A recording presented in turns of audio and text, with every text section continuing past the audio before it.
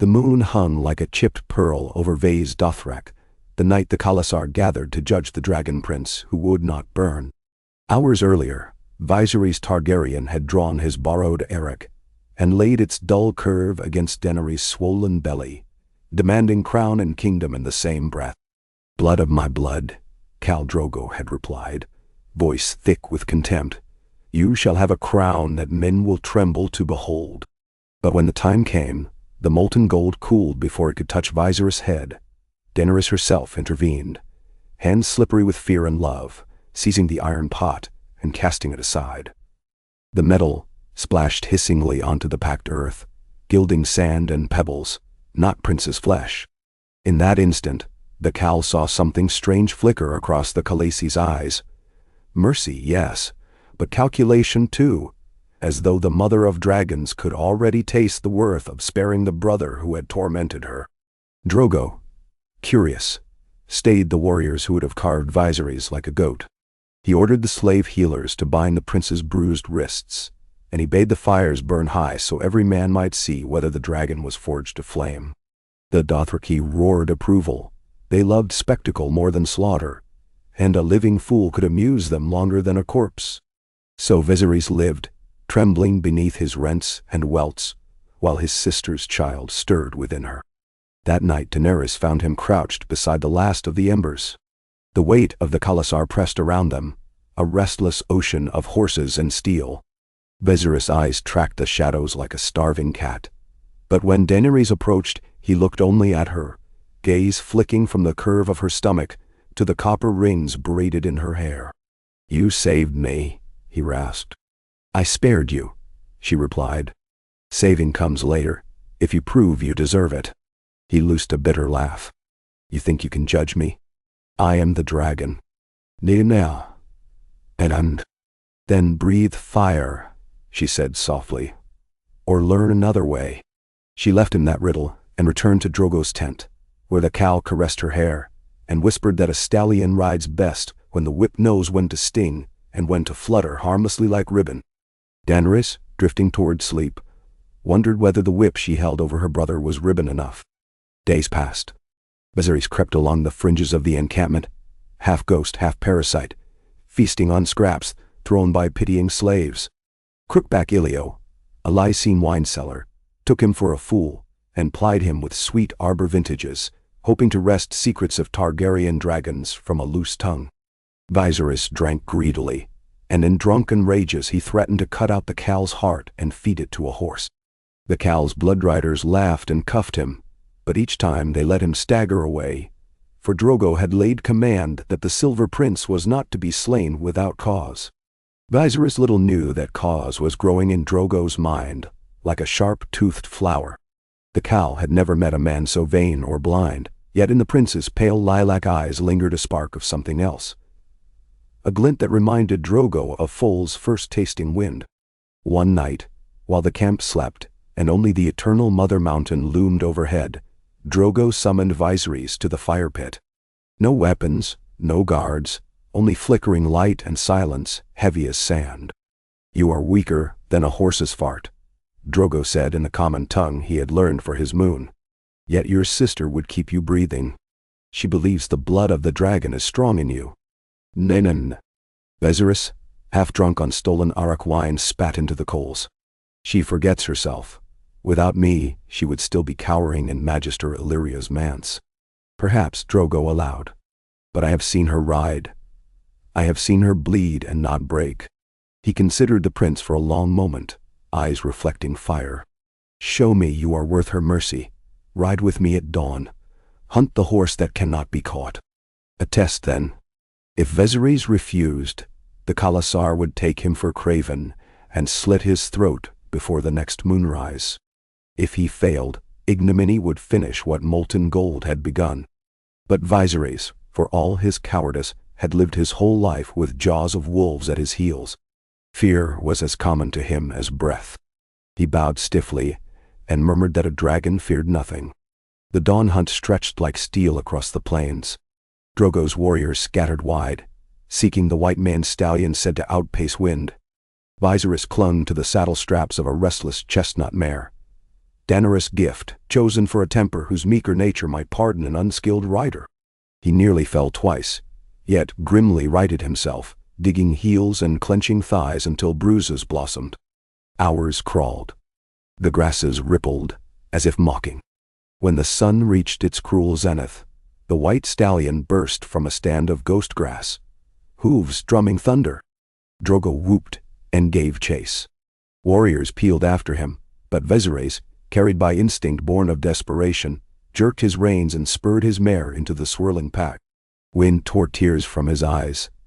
The smell of sweat and horse overwhelmed fear. Somewhere beneath terror lurked exhilaration, a reckless joy that tasted almost like freedom. Drogo drew near the stallion, slashing air with a coil of braided leather. The stallion veered, straight toward Viserys.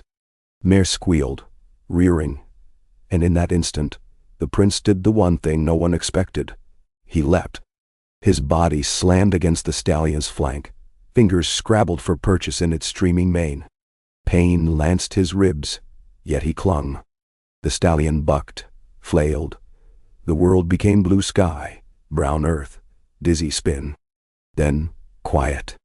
The prince lay sprawled, sand in his mouth. The stallion's reins wrapped miraculously around his wrist. A hush swept the khalasar as riders circled the fallen pair. Drogo dismounted, arak in hand, preparing to end the horse's wild heart. Viserys rose first, staggering, lifting the reins like a banner.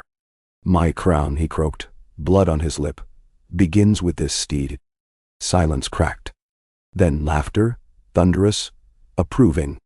For the first time, the khalasar saw not a whining beggar king, but a man who could gamble life for glory. Drogo's gaze flickered with respect.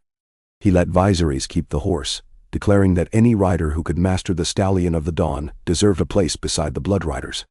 From that seed, legend sprouted. Weeks bled into moons, moons into a turning of the seasons. Viserys learned to ride as though his spine were forged of rope and smoke. He sparred with Arrax under the tutelage of Hago and Kuoto, suffering more bruises than victories, but refusing to yield. Each dawn, he practiced the tongue of the Dothraki, until guttural syllables rasped comfortably over his lips. He traded boasts for barbs, gifts for allegiance, coins for secrets. In every camp he proclaimed the prophecy of the dragon reborn and whispered of iron staircases and thrones forged of swords.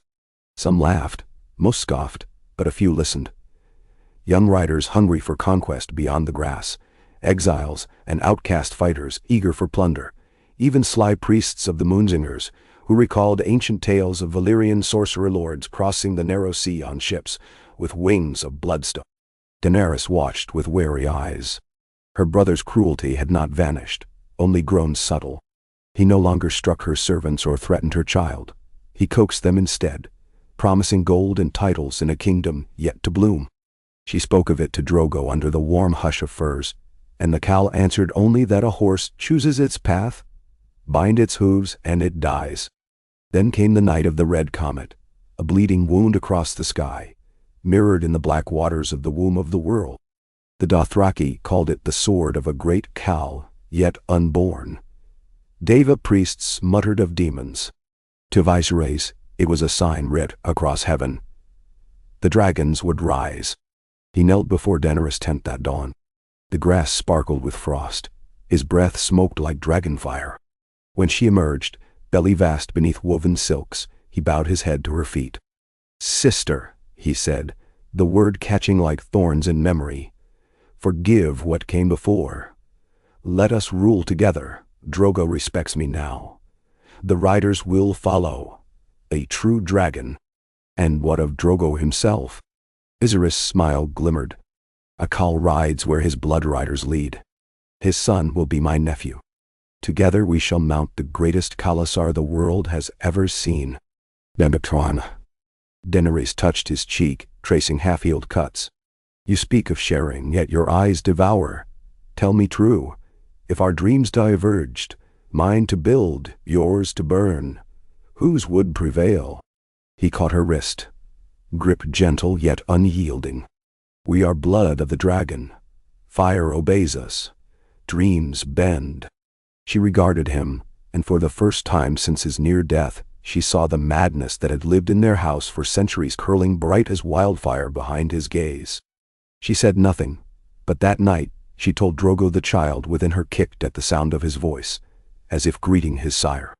She did not tell him of Viserys' oath. 2 moons later, the Khalasar prepared to ride eastward toward the great market city of Qohor, where slavers waited with chests of silver. Viserys, astride the white stallion he named Balerion, drew behind him a swelling tail of riders, men and women painted in sigils of spears encircling dragons, a new banner he designed himself. Drogo observed with amusement, remarking that every foal plays Khal in his dreams, yet the games of foals can sharpen into fangs. The ambush came at dusk along a dry riverbed rimmed with angled stone. Qohoric sellswords, hungry for plunder, unleashed bolts from hidden crags. Horses screamed, blood splattered dust, riders pitched twitching to the ground. Drogo wheeled and charged into the storm like thunder-paint flesh, but the sellswords had planned well. Pit traps yawned before his stallion, iron stakes gleaming. Viserys saw the Khal's horse rear, saw Drogo soar free as the beast impaled itself, saw the sellsword captain brandish a jagged axe and lunge for the unhorsed warlord. No thought, only the beating pulse of inborn fury. Viserys spurred Balerion, arak raised. He rammed the sellsword leader before the axe could fall, blade hacking through leather, flesh, spine. Blood sprayed Viserys' face in a red mask. The Khalasar rallied. Within heartbeats, the sellswords broke, shredded under hooves and curved steel. When silence reclaimed the ravine, Drogo stood with a gash across his brow, watching Viserys whisper Valyrian lullabies to calm the trembling Balerion. "My life," Drogo said at length, "belongs to the man who saved it, but a Khal's life is already owned by his Khalasar. They will say you stole what was never yours." Viserys replied, "Then let them see I return it freely. Ride with me, Khal. Let us break Westeros together." Drogo's laughter rumbled like distant drums. He clapped Viserys' shoulder, leaving a bloody palm print that shone black in the moonrise. The next day, before all the silver tents and hide pavilions, he named Viserys the first bloodrider not born Dothraki. Yet every gift demands payment. Allegiance to a prince of Westeros drew new dangers: Quarthian merchants plotting tariffs, Volantine triarchs fearing sea raids, Braavosi traders whispering of faceless men. And across the narrow sea, in the Red Keep's echoing halls, King Robert's spies carried tales of an exiled pretender, forging barbarian hordes. The realm that had forgotten the dragon's bite began to stir uneasily. Daenerys' labor came early beneath a sky crackling with summer lightning. Mirri Maz Duur, wise woman captured from the Lazarene, mixed smoking herbs that stung the eyes and filled the tent with bitter musk. Viserys paced outside, sword unsheathed, daring any man to breathe too loudly. Drogo sat cross-legged, fists clenched until knuckles split. When the child emerged silent and still, the world held its breath. Viserys burst into the tent, saw the limp shape swaddled in rags, heard Daenerys' low moan not of pain but void. He stumbled back, horror blanching him lay. Mirri Maz Duur whispered of shadows passing through the blood, of old powers awoken by the red comet, of prices paid in the currency of innocence. Drogo roared, seized the woman by her braid, dragged her before the watchful rings of riders. The sacrifice that followed stained grass black for leagues, yet none spoke against it. Grief is a language every people understand. Daenerys withdrew into silence, eyes dry, soul blown hollow. Viserys knelt before her 3 nights later, offering a dragon's egg she had long ago consigned to curiosity. Ruby vines shimmered beneath its coal crust. "Let us hatch them," he murmured. "Let us trade what was taken for what was promised." She looked at him, and some distant spark glimmered behind her sorrow. She closed her fingers over the egg.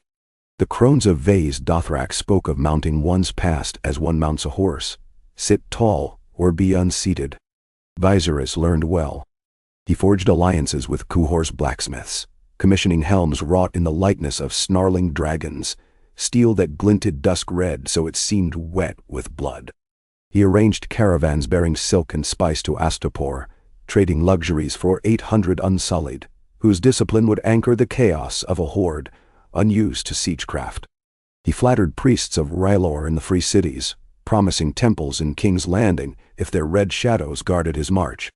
Each victory, each recruitment, fed the fire inside him. Yet for all his outward confidence, a singular dread gnawed his nights. Could a dragon born of exile truly command the storm of Westeros game? He had the Khalasar, the unsullied, sellswords fat on coin, but strategy, intrigue, hearts of lords hardened by rebellion.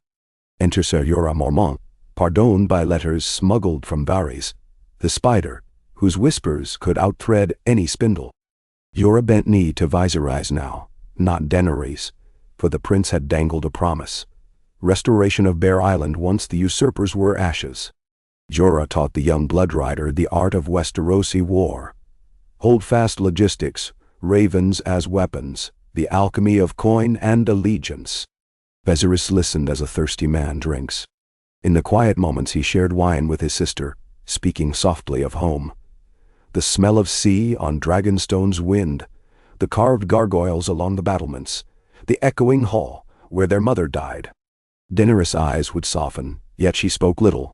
Sometimes he heard her mutter in unknown tongues beside the smoldering brazier where 3 eggs lay nestled in coals.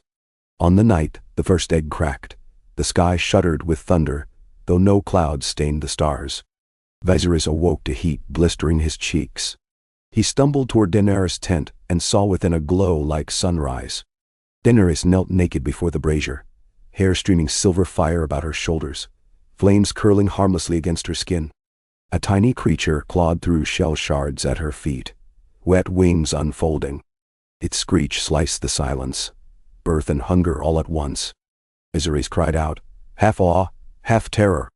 Daenerys turned slow as a moonrise, eyes gleaming molten gold. "Haze, Drogon," she whispered, firstborn of the storm. Viserys dropped to his knees. Tears scalded his vision. "You are truly the dragon." "We are," she corrected. She rose, cradling the hatchling. 2 heads of the beast, one to breathe fire upon Westeros, one to forge it anew. The second egg cracked 3 nights later, the third on the turning of the moon. 3 dragons, black as midnight, green as deep forest, cream streaked with bronze. They grew swiftly, fed on goats, then horses, then condemned thieves whose screams lanced the dark. The Khalasar trembled, half worshipful, half terrified. It was time. The invasion fleet took shape in the deep harbor of Korth, where the warlocks bargained for stolen shade and the 13-wayed prophecy against profit. Korthine merchant princes lent 60 wind-swift cogs in exchange for a single dragon's egg, promised once the 7 kingdoms lay broken. Viserys agreed with a gracious smile, intending to break promises as neatly as kingdoms. The night before departure, he walked the moonlit decks, cloak snapping sea salt air, and listened to the timbers creak like old memories. He found Daenerys leaning over the rail, watching Drogon circle overhead. "Tomorrow," he said, "I begin reclaiming our birthright." She did not turn. "Our. Remember that." "Nanini." I breathed the word like prayer. He brushed silver hair from her face. "King Viserys III and Queen Daenerys Stormborn." She smiled thinly. "Queen, yes, but I have been crownless too long to share a diadem." Lightning forked distant clouds. Viserys felt cold though summer wrapped him. "We are one." "We are Targaryen," she murmured, "which is not the same." She touched his heart. "When you killed to save Drogo, I believed in you. When you spared the slaves of Meereen, I nearly loved you. But I have watched you weave threads of betrayal and call it tapestry. Naum." He bristled. "Everything I do is for us." "Is it?" She faced him fully now, dragons reflected in her pupils. "Or for a throne you have never touched, whose shape you worship more than life." Words shriveled in his throat. She kissed his cheek, a sister's kiss, soft as ash, and walked away. The dragons followed, wings rasping dusk. Viserys gripped the rail until splinters dug flesh. In the hush, he heard waves like distant applause, or perhaps warning. They landed first at Claw Isle, whose Bar Emmon lordlings bent knee without battle. Then Massey's Hook, Driftmark's stony shores, and finally Dragonstone itself, abandoned by Stannis in his quest south. Viserys ascended the familiar steps, flames flickering in rusty braziers, and knelt before the carved throne of basalt dragons. Tears blurred the hall. Home at last, after the long night of exile. But home is a crucible.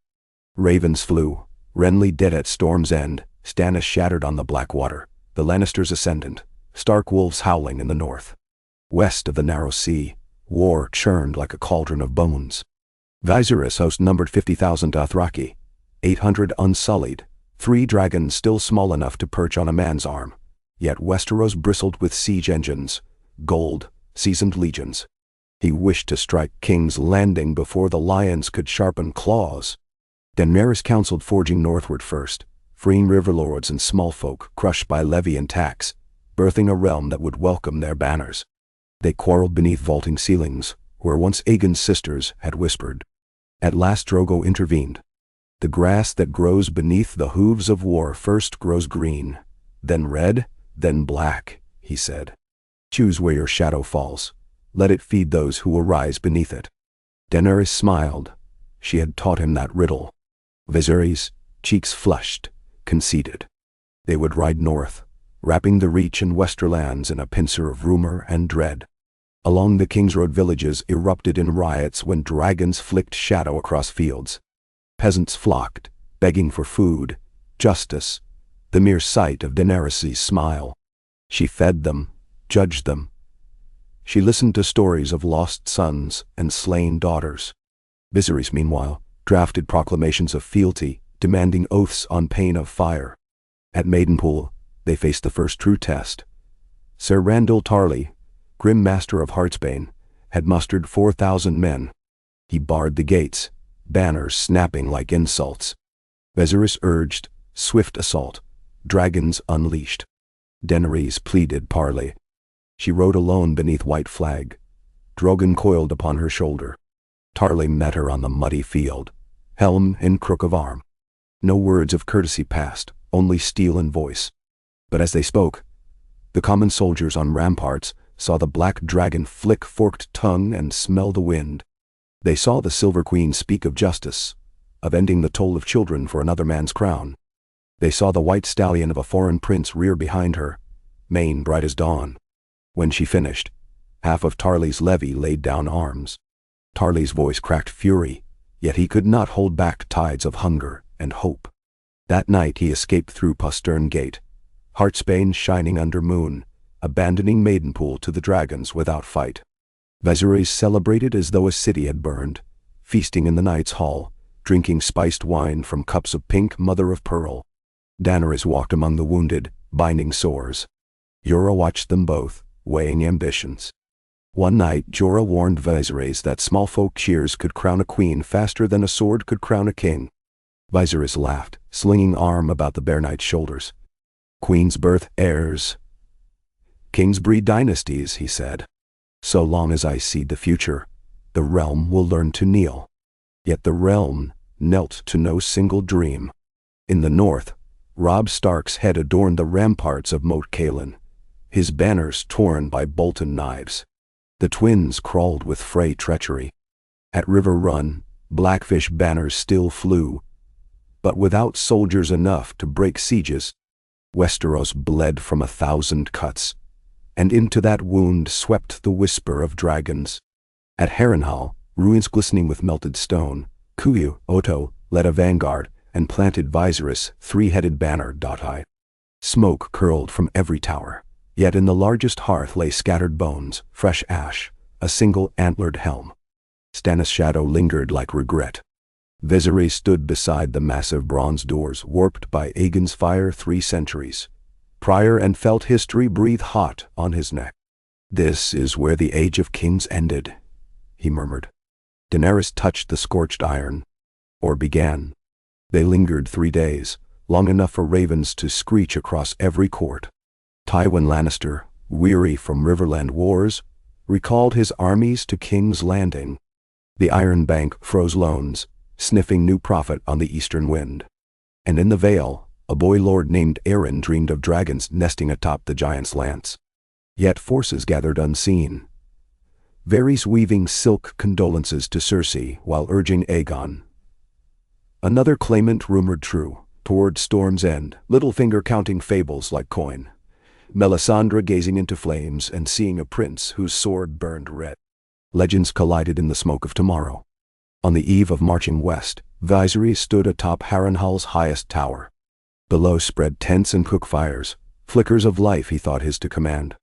Wind tugged silver hair across eyes burning with restless need. He recalled the day he seized the white stallion, felt again the pulse of triumph. But behind that pulse now throbbed a second, softer, steadier, overshadowing his own. The pulse of a queen adored in every camp, a mother to dragons whose wings now spanned wagon widths. Fear crawled, the fear that his story, for all its bold strokes, had become prologue to hers. At footstep behind him, he turned. Daenerys approached. Drogon coiled about her shoulders like a living mantle. She carried a goblet of warm mead. "Drink," she said. "It is spiced with dream wine, to calm the spirit." He accepted, throat dry.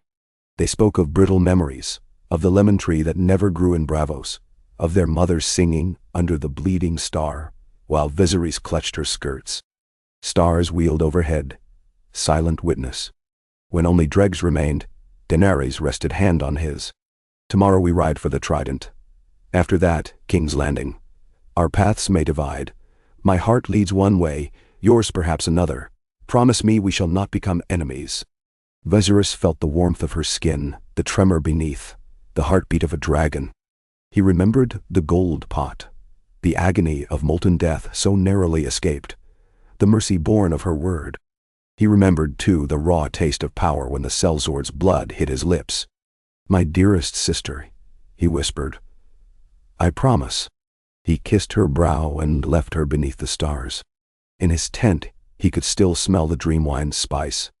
Sleep wove around him like silk. In dreams he saw the Iron Throne towering tall as a mountain, forged anew of dragon bones and shadow flame, and upon it sat Viserys, his crown hammered from 7 hearts, while all kneeled, Khalasar queen, even the dragons themselves. He woke before dawn, eyes slick with tears of deliverance. When the sun lifted, fog clung low on the shores of the God's Eye. Viserys donned armor bathed in red enamel, the snarling dragon helm, cloak of white stallion hide. He mounted Balerion, plumes streaming. Around him riders formed ranks, half a Khalasar, half an army born of free cities' promises. Daenerys emerged with the dawn, clad in scale-worked leather, soft as smoke. Drogon and Rhaegal and Viserion soared overhead, screams echoing across lake water. The host answered with cheers that shook dead stones awake. They paused by the charred gates. Viserys' gaze met his sister's across a gulf not of horse lengths but of fate. He raised Arak in salute. She inclined her head. Then horns blared. The dragon host thundered west. Behind them, the black towers of Harrenhal sighed in the rising heat, as though the ghosts bound within knew fresh fire was coming, and the world would burn again. This time not by accident of conquest, but by the choosing of 2 dragons whose hearts once beat as one, now drifting toward eclipse. And so began the reckoning of crown and flame, mercy and dominion, brother and sister. The tale of Viserys, who would command the horse lords, and Daenerys, who would command the sky, and the 7 kingdoms that would learn the cost of standing between them. The dragon host flowed west like a living river, 50,000 strong, its countless hooves drumming the King's Road into dust. Grasslands yielded to rolling hills and wheat-choked valleys, their summer fragrance trampled beneath leather and iron. The Unsullied marched in unbending squares amid the chaos of riders, their bronze-rimmed shields glittering, short spears upright as a bristle of thorns. Around them galloped the younger bloodriders drawn to Viserys' banner, men painted with the 3-headed dragon devouring a rearing stallion, their braids still too short to sway below the waist. Above, the dragons traced widening spirals, casting shadows that rippled over host and harvest alike. Clouds of ravens rose wherever those shadows passed, black flurries against a sky of cobalt and gold. Every village the army encountered offered bread and salt within moments of sighting the Khalasar's outriders. Some did so from awe, others from stark terror, but all surrendered without resistance.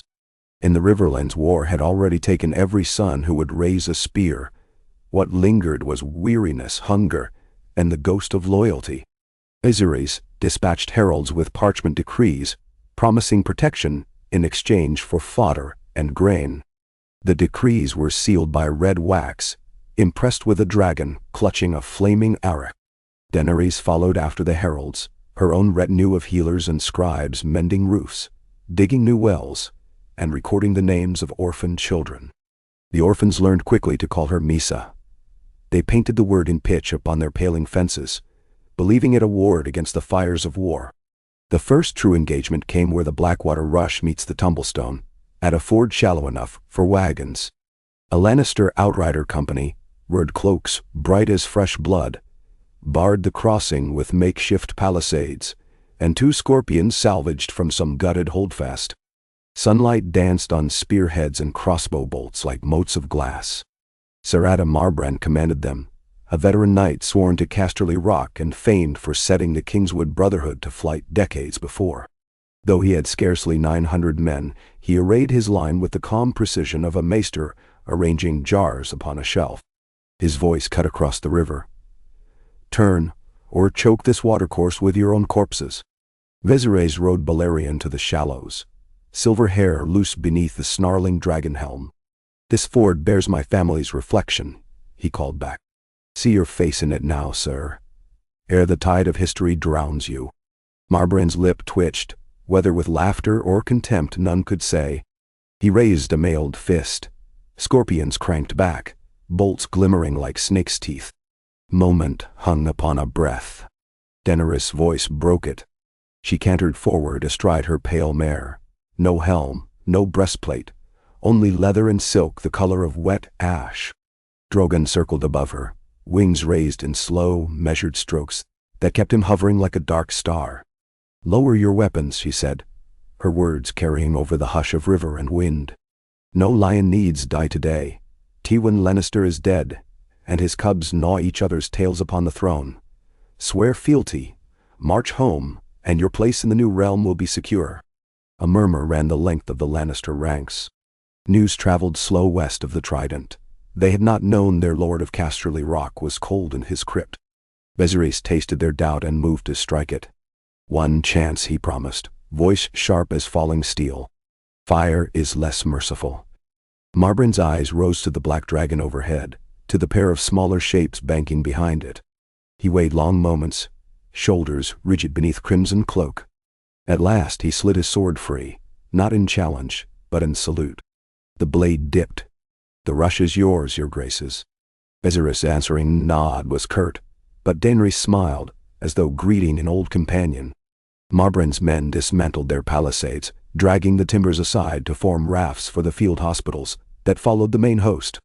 That evening, campfires speckled both banks of the river, like twin necklaces of ruby and topaz. Daenerys dined with the Lannister knight beneath an awning of woven grass, speaking of the common soldier's burdens.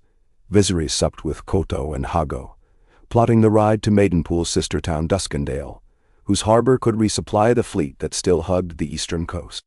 Yet even as plans unfurled on parchment, tension tightened unseen threads. Bloodriders loyal to Drogo grumbled at Viserys' curt commands, remembering how the white-haired prince had once cowered among slaves. Unsullied captains muttered that Dothraki discipline wavered at every promise of plunder. And in the western sky, a single raven wheeled south toward King's Landing, carrying tidings of dragons that would reach Queen Cersei's ears within 2 days. The host marched at dawn through mist that rose like spirits from the water. Fields around them were littered with broken shields and charred wagons, relics of some earlier battle left to rot. Daenerys ordered pyres for the dead, enemy and ally alike. Viserys protested the waste of time and fuel, but she pointed to a dented breastplate bearing the direwolf of Stark and said, "Mercy for strangers is coin that never loses value." He scoffed. Yet later that night, he caught himself staring at the pyre's dying embers, wondering whether ash rising on hot wind resembled the breath of newborn dragons. On the 5th day, approaching Duskendale's chalk bluffs, vanguard outriders thundered back with word of banners ahead. 1,000 mounted knights beneath the crowned stag of Storm's End, 2,000 foot besides. At their head rode Sir Loras Tyrell, Lord Commander of the Rainbow Guard, though he no longer wore the crystal rainbows of Renly's memory. Only the green and gold of Highgarden burned across his cloak. With him rode Queen Margaery, veiled in steel and sorrow. They had fled King's Landing, it was said, when Cersei seized Maegor's holdfast and cast Tyrell retainers into the cells reserved for traitors. Daenerys went to meet them on an open meadow rimmed by white daisies. She carried no sword.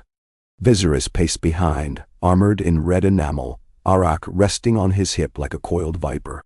The Reachman Queen slid from her palfrey with a dancer's grace and knelt before Daenerys, all courtly angles polished by the Red Keep's long shadows. "Your Grace," she said, the words thick with grief yet steady. "The throne is rotten. My husband's children starve while lions gorge on Crownland's grain. The realm requires new gardeners." She lifted her gaze, brown eyes shining. "Let us plant together." Viserys stepped forward, mouth-shaping reply, but Daenerys drew Margaery to her feet before he could speak. "Rise, sister," she said. "We will water the soil with justice. But understand, the roots will be ash before new shoots grow." Margaery bowed her head in acceptance. Behind her, the Knights of the Reach lowered their banners and raised new ones fast-stitched. A golden rose entwined about a 3-headed dragon, breathing green flame. The merge of forces swelled the host, beyond counting. Carts groaned beneath casks of arbor wine and wheels of white cheese. Singers trailed campfires with new ballads of silver dragons and wild roses. Yet with fresh allies came new frictions. Hago sneered that Reach Knights preen more than mares in heat. The Reachman whispered of savage rights in Vaes Dothrak. At council tables, Margaery pressed for swift liberation of the capital, where her father and brother sat in Cersei's dungeons. Viserys insisted on hunting down Lord Tarly, threatening to set dragonfire upon Old Town if the mage priests of the Hideour refused allegiance. Only Drogo's booming laughter and Daenerys' calm voice kept quarrels from boiling to blood. They broke camp beneath a waning moon, angling southwest toward Rosby's rain-soaked lands. Scouts returned bearing black tidings. Sir Randall Tarly rode hard from Horn Hill with 6,000 spears and near 200 heavy horse, banners of wheat sheaves aflutter in the summer wind. Worse, he had enticed 1,000 sellswords from the Golden Company.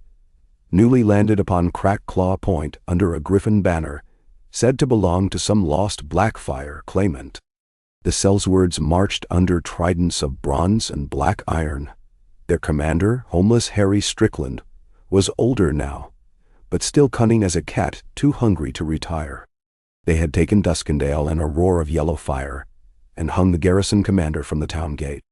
Viserys' rage at the loss of the harbor churned blacker than any storm. He ordered immediate assault, but Drogo counseled patience. Dothraki fought best where horses could run free, not in narrow streets flanked by stone walls. Margaery begged that they bypass Duskendale and push to King's Landing whilst Tarly's host lay north. But Jorah Mormont pointed out that leaving an enemy force at their backs risked pincers of lion and griffin both. Daenerys listened to each, silent as sunrise, fingers stroking Drogon's coal-black scales where the dragon coiled about her shoulders. At last she spoke. "We will split the fang from the jaw." Her plan was fearless in its simplicity. The Khalasar would ride east of Duskendale under Viserys, harry Tarly's baggage and draw him onto the grassy flats beyond the Rook's Rest Ridge, a place fit for horse lords. Meanwhile, she and the Unsullied would march by night along tidal inlets to the town's south gate, storm the walls in the hour before dawn, and seize the sellswords' pay chests. Cut the coin, cut the claws. Margaery nodded, quick to grasp the weave. Drogo's grin split his face. Viserys eyed his sister, half pride, half something darker, yet he bowed low. "As you command, blood of my blood." The dawn assault on Duskendale began in velvet dark. Sea fog muffled the creak of ballista winches as the Unsullied erected scaling ladders against salt-slick stone. Grey Worm led the first climb. Arrows whispered past, lost in mist. When the gatehouse fell, they poured in silent as vipers, swords stabbing upward through mail, throats opening like torn purses. Daenerys entered at their back, astride her mare. Torch raised. One word in Valyrian set Drogon swooping over the town square. Gouts of orange fire melting sellsword ranks like wax icons hurled into ovens. Homeless Harry tried rallying at the wool market, but unsullied shields locked tight, spears rose, and Rhaegal's descending flame turned the thatched stalls into an inferno. Strickland surrendered, half his beard smoking, the gold of his company already melted into rivers that pooled in cobbles.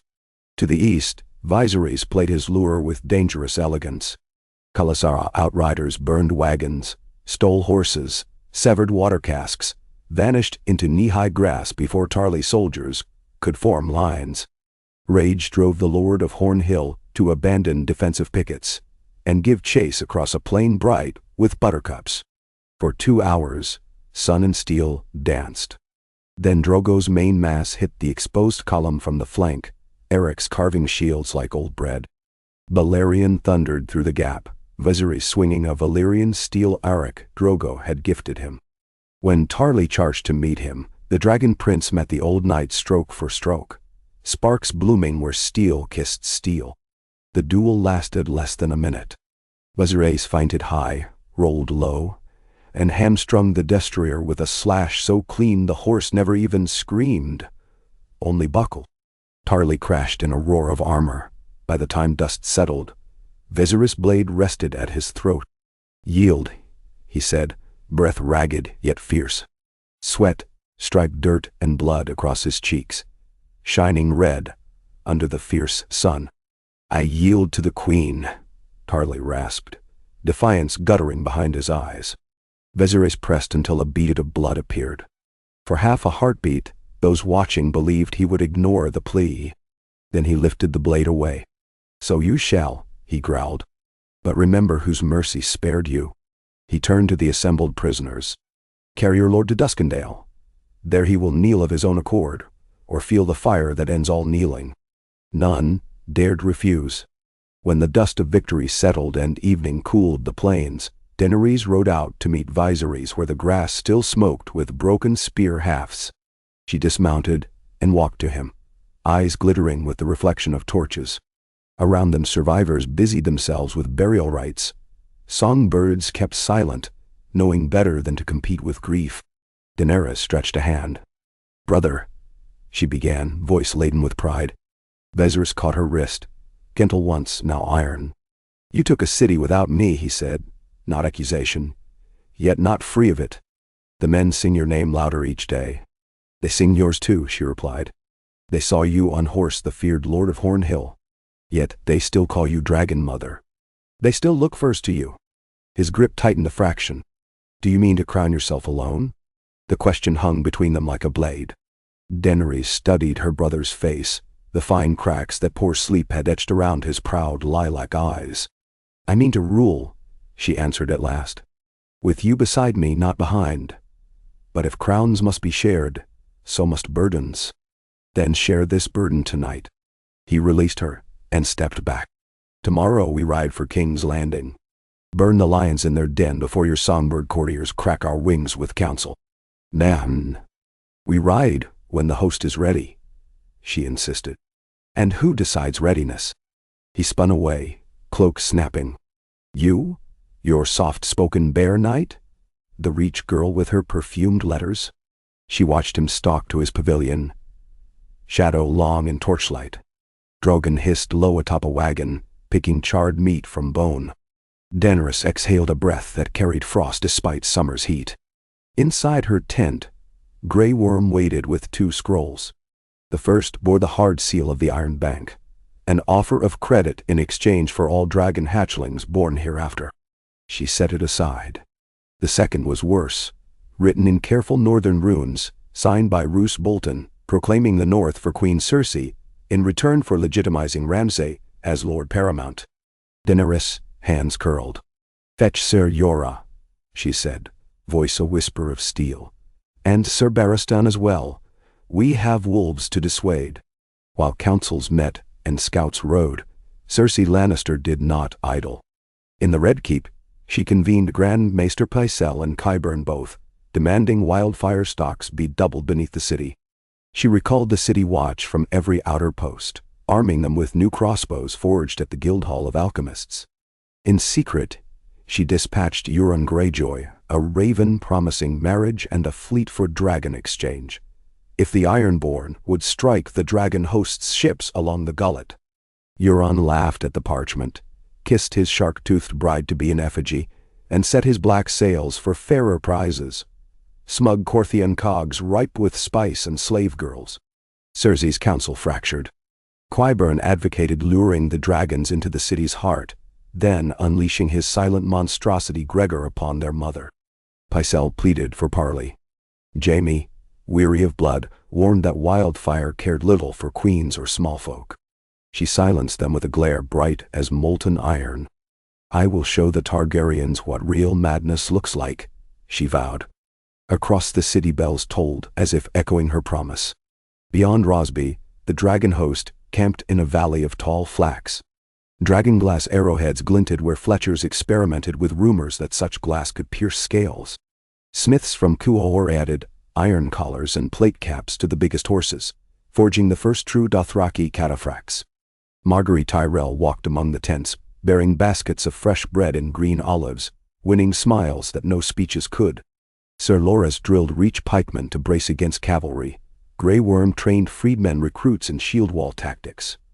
Hago oversaw contests where young riders vaulted moving horses, wielding arcs while upside down. Viserys too trained. Under Drogo's watchful eye he learned to fire arrows at full gallop, to twist a blade free when grappled, to kill a man with the broken shaft of a spear. Every bruise sang a hymn of conquest in his blood. Yet at night, alone, he studied quills and ravens, writing letters to distant lords whose ambitions glimmered through rumor. Lord Harris Swift at Casterly Rock, uncertain under a lioness queen. Lord Tytos, Blackwood nursing hatred for Frey knives. Even Doran Martell, whose deserts might still remember Elias' children. He signed them Viserys of the Blood Dragon, rightful king of the Andals, Rhoynar, and First Men, carefully leaving Daenerys' name unmentioned. The answer came swiftest from Sunspear, a courier riding day and night, face veiled against sand. The parchment bore one sentence. "When vengeance brings fire and blood to the steps of Sunspear, Dorne shall answer." Viserys crushed the note, but later he read it again by lantern light, lips tracing each word as though tasting fate. The march south resumed under a sweltering sky veiled in white haze. Rosby's meager garrison melted before dragons without trousering swords. The fortress surrendered unblemished. Warehouses lined with dried beef and honey cakes replenished the ragged supply trains. From the ramparts Viserys saw the distant spires of the capital glint like teeth. Smoke already curled from King's Landing, trash fires perhaps. Yet the prince's heart imagined pyres lit to greet him. 10 leagues out, they found the field of bones. Cersei had emptied mass graves from the Blackwater, laying femurs and skulls in a twisted effigy spelling the word dragon across a low ridge. Wind played hollow songs through eye sockets. Daenerys halted the host, dismounted, and walked among the bones barefoot. She knelt, whispering Valyrian prayers for strangers lost. When she rose, ash clung to her soles. That night, under a bruised purple sunset, council assembled in her pavilion. Marguerite pressed for swift siege. The city could not withstand dragons and Dothraki both. Grey Worm recommended cutting the Roserad behind them, starving out any reinforcement from Casterly Rock. Ser Jorah argued that wildfire caches beneath the sept, and the Guildhall made open assault folly. Viserys slammed fist to table. "Subtle blades cannot shear heads off snakes. We fly, we burn, we end it." A hush followed. Barristan Selmy, ghost pale beneath his white hair, leaned forward. "Your Grace," he said to Daenerys, "Lord Varys once told me that cities fall from within long before walls breach from without. The small folk already hate their lion. Spare them dragonfire, and gates may open of their own accord. Daenerys listened, gaze distant, as though reading omens in smoke. We wait one day, she pronounced. Tomorrow at dawn I will fly above the city and speak. If the bells ring, King's Landing surrenders. If not, Viserys will be done. Nepseter. When the meeting dispersed, Viserys lingered. One day may cost us everything, he said quietly. Or save everything. She replied. You asked that burdens be shared. Share this one. He did not answer. Instead, he offered a goblet of dark wine. She tasted, smiled faintly, thanked him, and left for her dragon tent. Viserys watched the torchlight play upon canvas walls, shaping her silhouette as she stroked scales of living fire. At moon high he slipped from camp, clad in dark leathers. He rode alone to the north bank of the Blackwater where the reed-choked marsh concealed hidden landing slips. There he met a hooded figure bearing half a beard and half a smile. Varys the Spider, though Viserys had never seen him in such tatters. Clothing of plain wool, hands ink-stained. Varys bowed. Your Grace.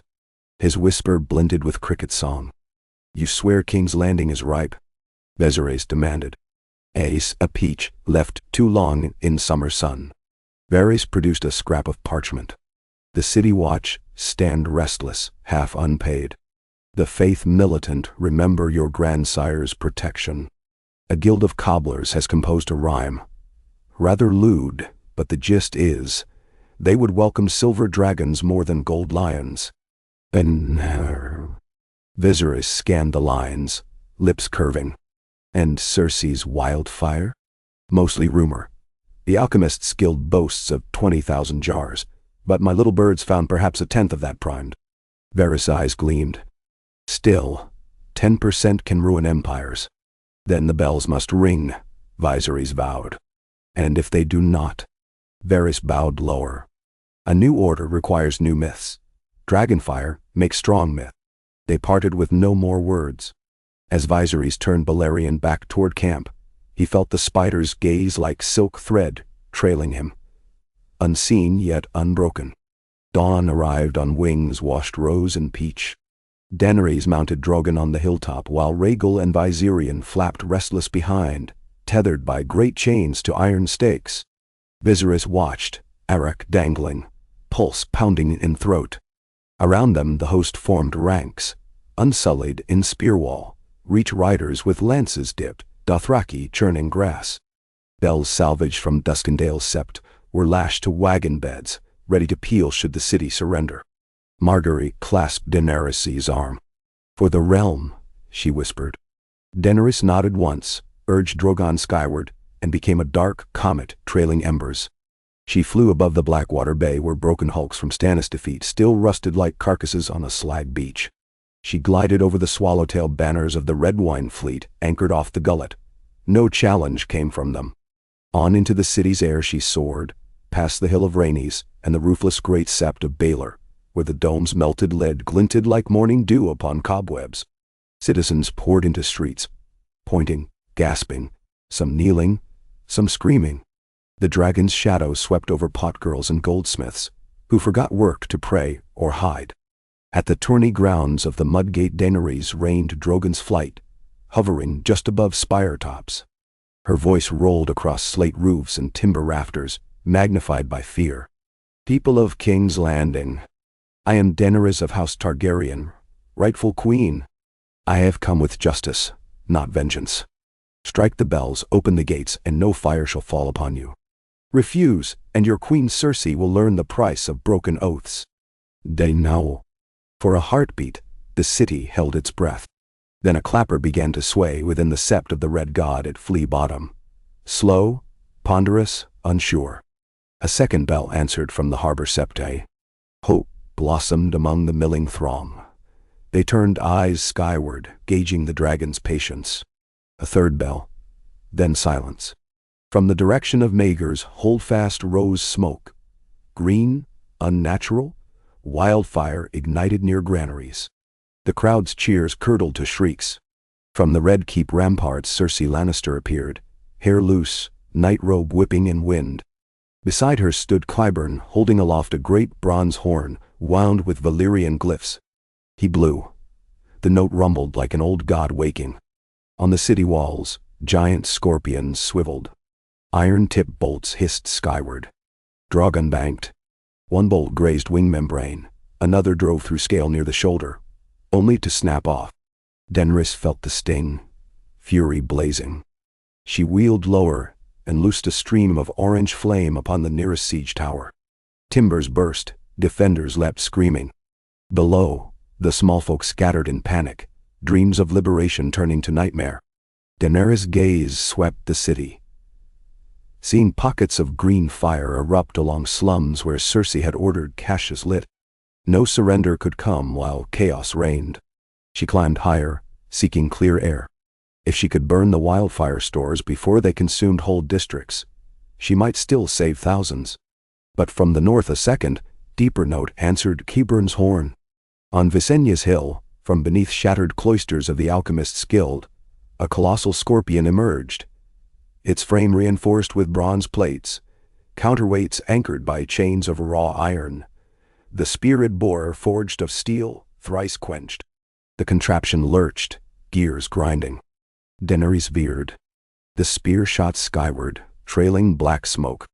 Drogon rolled, too late. The bolt punched through his right wing where membrane met bone. A roar of fury and pain shook every window. Drogon faltered, listing, bleeding molten droplets that hissed upon rooftops. Viserys, watching from the hill, felt the cry tear through his skull. Without thought, he mounted Balerion and galloped for the city gates, shouting for his blood riders to follow. He did not wait for council approval. Dothraki thundered after, hooves shredding wheat, lances leveled. Behind, Reach knights spurred too, eager to carve glory from chaos. Barristan cursed softly but lifted his visor and signaled the charge. In moments the dragon host became a flood rushing toward King's Landing's northern gate, the Dragon Gate. Ahead, smoke made a dark crown above the battlements. The gatehouse portcullis stood lowered, but scorpions had been wheeled to the parapet, manned by gold cloaks sworn to the queen. Arrows whistled. Dothraki arrows answered. Viserys, white hair flying, leapt fallen debris, slashed down a guard and reached for the winch lever. A crossbow bolt struck his pauldron, piercing through flesh beneath his collarbone. He staggered, slammed the lever nonetheless. With a groan of chains, the gate lurched upward.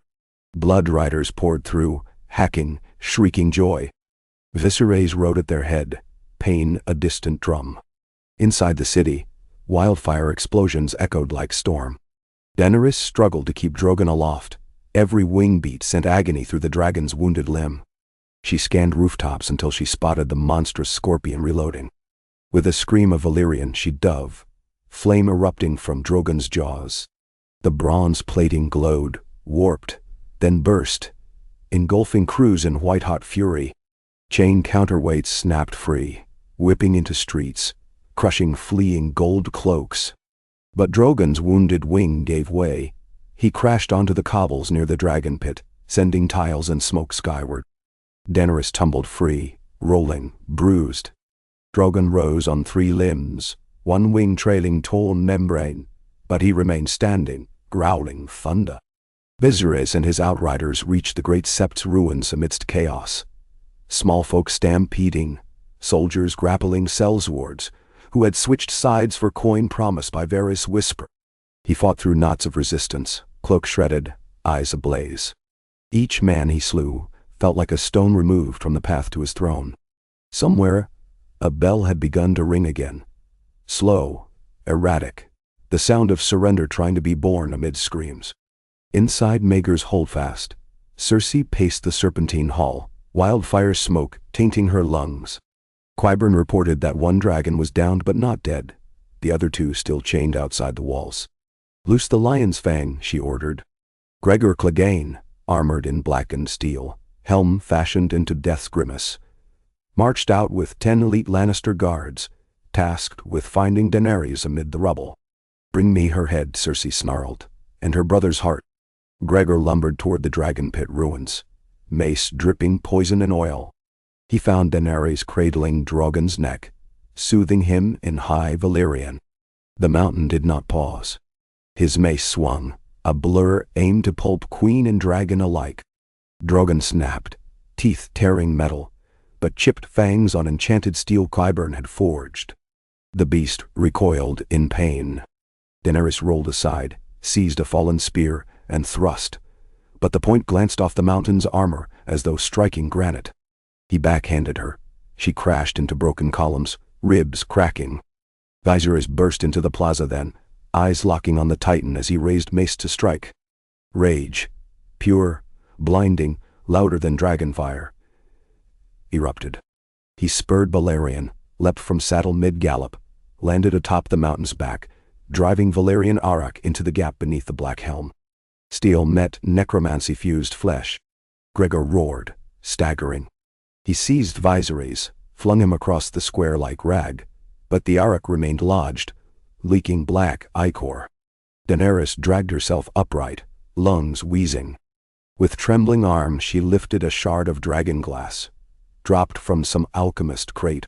As Gregor advanced again, Daenerys drove the shard into the exposed slit below his left armpit. The mountain bellowed, flailing mace, but Drogon lunged forward, jaws closing over helm and head both crunching. When Drogon jerked back, only a stump remained between shoulders. The giant toppled with crash enough to shake dust from distant rafters. Silence fell sudden and deep. Daenerys knelt beside Viserys where he lay bleeding from mouth and nose.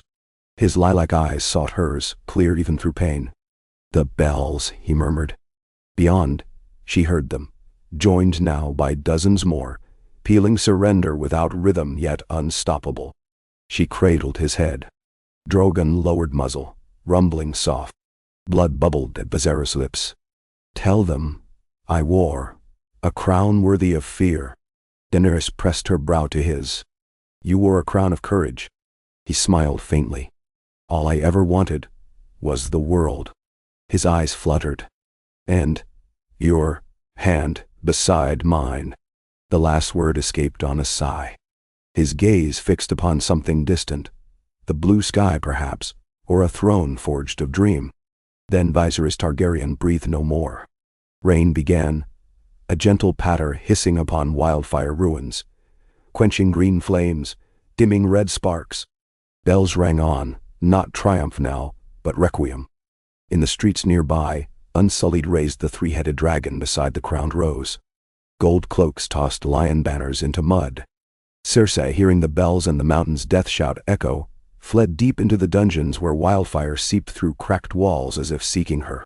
At sunset Daenerys walked the broken steps of the Red Keep alone. The hall of the Iron Throne smelled of smoke and damp stone. The throne itself stood untouched, jagged, towering, shards of melted blades glinting in dying light. She approached, Drogon limping behind, Rhaegal and Viserion wheeling outside in evening gloom. She laid her hand on the cool steel. "For you, brother," she whispered, "and the world we both desired." She did not sit, not yet. Instead, she stepped aside and gazed through shattered windows at a city slowly quieting beneath the hush of ashes and bells. The realm was hers now, forged in sorrow and salvation alike. And though her heart bled, she felt something vast settle upon her shoulders. Weight of dragons' wings, of crowns uncounted, of futures yet to be dreamt. Outside, torches flickered along the ramparts. Soldiers knelt. Small folk gathered in silent clusters, watching the Red Keep as though waiting for dawn. And overhead, the last light gilded the clouds, red, gold, and silver, colors of flame and blood and moonlit hair. The song of the bells faded, replaced by heartbeat of rain, and in that quiet Daenerys Targaryen began to rule a world where the Iron Throne still stood. But the dream of rulership had already changed, tempered in the fire of loss, and the blood of a brother who had lived long enough to become what he had always claimed to be, a dragon, fierce and true at the last. Night deepened. From the harbor, the tide carried away charred splinters of siege towers, washing them out toward open sea, where stars shimmered like sparks. One day, legends would call this the Dragon Dawn, the hour when two siblings' fates fused into the forging of a realm reborn. But for now, The queen stood alone beside an empty throne, listening to rain strike ancient stone, as gently as the whispers of unborn dragons. Ash hung over King's Landing like morning silk, drifting in lazy sheets that turned every torch into a smoky halo. Daylight fell weakly through the haze, staining the cobbled streets, a muted ochre. Somewhere, a bell still clanged at unsteady intervals, its rope pulled by rag-clad smallfolk who had yet to understand the war was over. Soldiers shouted for quiet, but each clang echoed the memory of dragonfire, and the city's pulse seemed to beat within that hollow metal heart. Daenerys took the hall of the Iron Throne at sunrise. She came without heralds or banners, only Drogon limping behind, wing-bound in oiled linen, and Grey Worm at her flank. The vast chamber smelled of soot and singed tapestries. Above, shards of colored glass clung to windows like broken teeth, sending stray beams across piles of rubble that once had been courtly galleries. Lannister men-at-arms waited on their knees in 2 ragged rows, helms removed, heads lowered. Their red cloaks were filthy with ash and blood. They did not raise their eyes when the dragon's talons clicked across the floor, nor when the queen's bare feet whispered over scorched stone. She paused before the throne's jagged mass, fingertips brushing a blade fused into the seat back, still warm, as if tasting the memory of wildfire. Grey Worm knelt, silently offering a crown hammered overnight from melted lion gold, a circlet of hammered scales surmounted by 3 narrow points like dragon claws. She did not lift it. Instead, she turned to the kneeling soldiers. "You were sworn to lions who forgot how to roar," she said, her voice as soft as falling ash yet carrying through the cavernous hall. "Today you may rise and serve the realm, or keep your knees and lose your heads. Choose swiftly. There is work enough for willing hands." One by one the soldiers placed swords on the floor, palms open in surrender. She beckoned a scribe forward to record their names and posts. Each man who swore fealty was led out to join patrols under unsullied oversight. Those who hesitated too long were escorted elsewhere, their fates decided by later tribunals. Mercy was not free, but it could be purchased with service. At the rear of the hall, Septon Eustace, once plump, now gaunt after weeks hiding from Lannister purges, waited with quill in shaking hand. Daenerys summoned him. "You will write letters to every Seepteed in the realm," she ordered. "Tell them the faith is protected, its bells sacred. Tell them Queen Cersei's last sin was to set fire beneath the feet of orphans and beggars. Let each city remember whose hand spilled wildfire on the innocent." Nexan. Tears glimmered in the Septon's eyes. He bowed, muttering prayers to the mother. She moved on before he finished, already shaping the next command in her mind. Outside the Red Keep, the dragon host disgorged into organized companies. Reach knights helped Dothraki round up panicked horses. Unsullied dismantled scorched scorpions and stacked the twisted metal for smelters. Wounded lay in triage lines beneath awnings of stripped linen. Balerion among them, flank-stitched and poulticed, his white coat darkened by dried gore. Viserys' saddle still hung from a fallen beam nearby. No one had touched it. Each passing rider paused, muttered a blessing, moved on. In a small chapel overlooking the Blackwater, Daenerys watched the pyre built for her brother. Barristan Selmy readied the rites with solemn precision. Wood seasoned and scented, oils dripped in spiral patterns, fire and sticks laid in a cross. Atop the bier Viserys' body rested in crimson gambeson, the Valyrian arak folded across his chest. His eyes were closed, and his silver hair combed back, but still he looked restless, as though the lid might snap open to demand another crown. When dusk deepened, she lit the pyre herself. Flames crawled the timber, orange tongues quickening to blue. Wind off the bay scattered sparks. They danced skyward like newborn stars, drifting until swallowed by the smoldering dusk. Dothraki bowed their heads, murmuring of the nightlands. Reachmen crossed hearts. The Unsullied stood silent as stone. As the blaze reached the body, Daenerys whispered in high Valyrian, "Blood of my blood, soar on the mother's wings." A sudden updraft flared, and for an instant she fancied the flames shaped 3 great heads, one for each dragon yet living, before collapsing inward to ash. Grey Worm stepped beside her. "The city is pacified, your grace, prisoners gathered, but there is still no sign of Queen Cersei." "She is here," Daenerys replied, gaze fixed on sparks fading into night.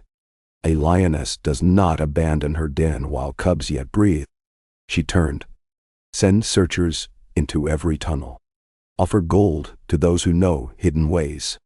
I want her alive." "Now and Shen." "Alive," he echoed, though doubt flickered in his dark eyes.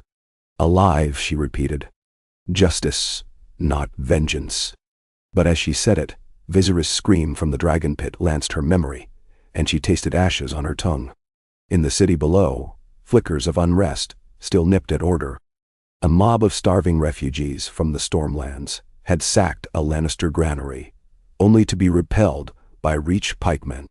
A gang of gold cloaks, unpaid for a fortnight, had turned cutthroat, looting silk merchants until Unsullied relieved them of their swords, and, where resistance persisted, their hands. Sewers clogged by wildfire, runoff choked the lower streets with green fumes. Every hour seemed to birth a fresh crisis. Daenerys refused the comfort of newly furnished royal chambers, preferencing a Spartan war room overlooking the Blackwater. Maps covered its walls. Each morning she walked them, pinning colored stones, black for loyal territory, red for rebellion, green for unknown. The north remained a vast smear of green, its lordship claimed by Bolton, but its heart uncertain after the death of King Robb. The Vale stood green as well. Young Lord Aaron's regent, the ghost of Littlefinger's intrigue, fluttered indecisively between alliance and isolation. To the west, Casterly Rock had offered cautious words of peace through Lord Swift, but no oaths. And far south, Sunspear lay silent still. Dorne's spear held back behind dune and salt. While the queen planned, the city whispered. They called her Storm of Bells, Dragon Mother, Breaker of Chains, Widow of the Mountain, simply Missa. Some whispered too of another title, Kingslayer.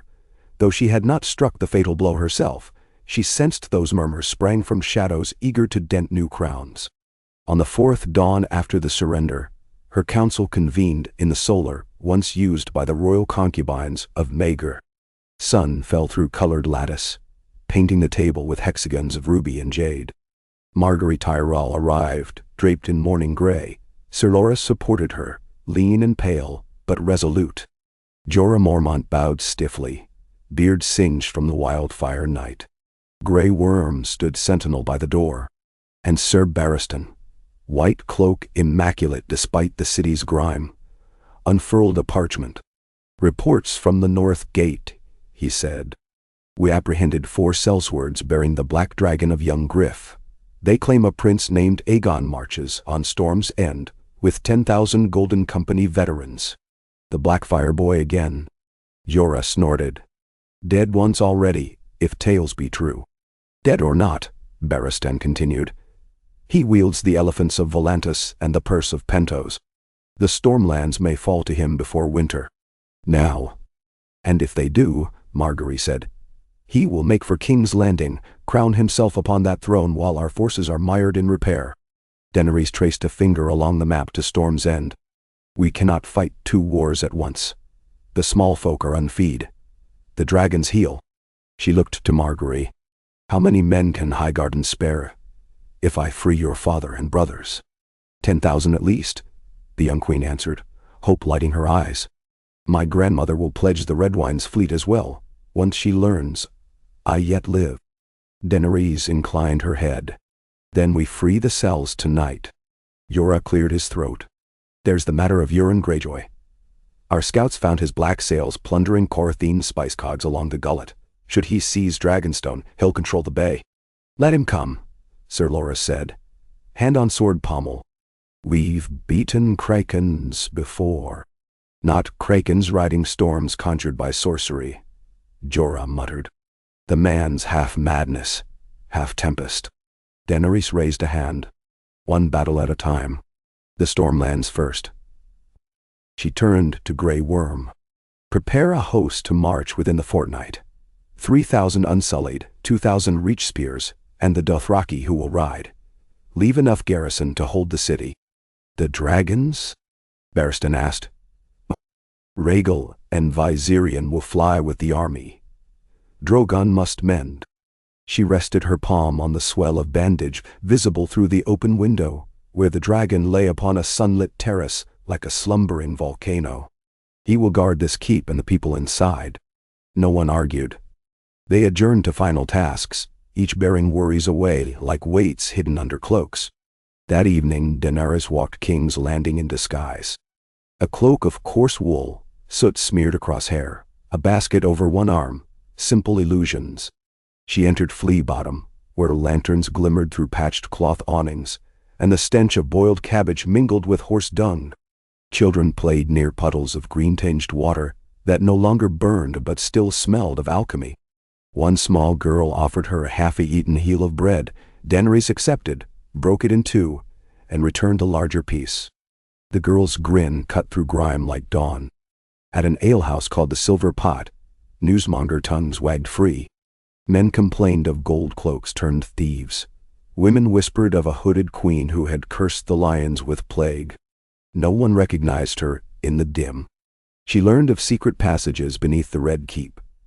Stories of royal paramours slinking home at dawn. Tunnels where ghosts of the Mad King roam.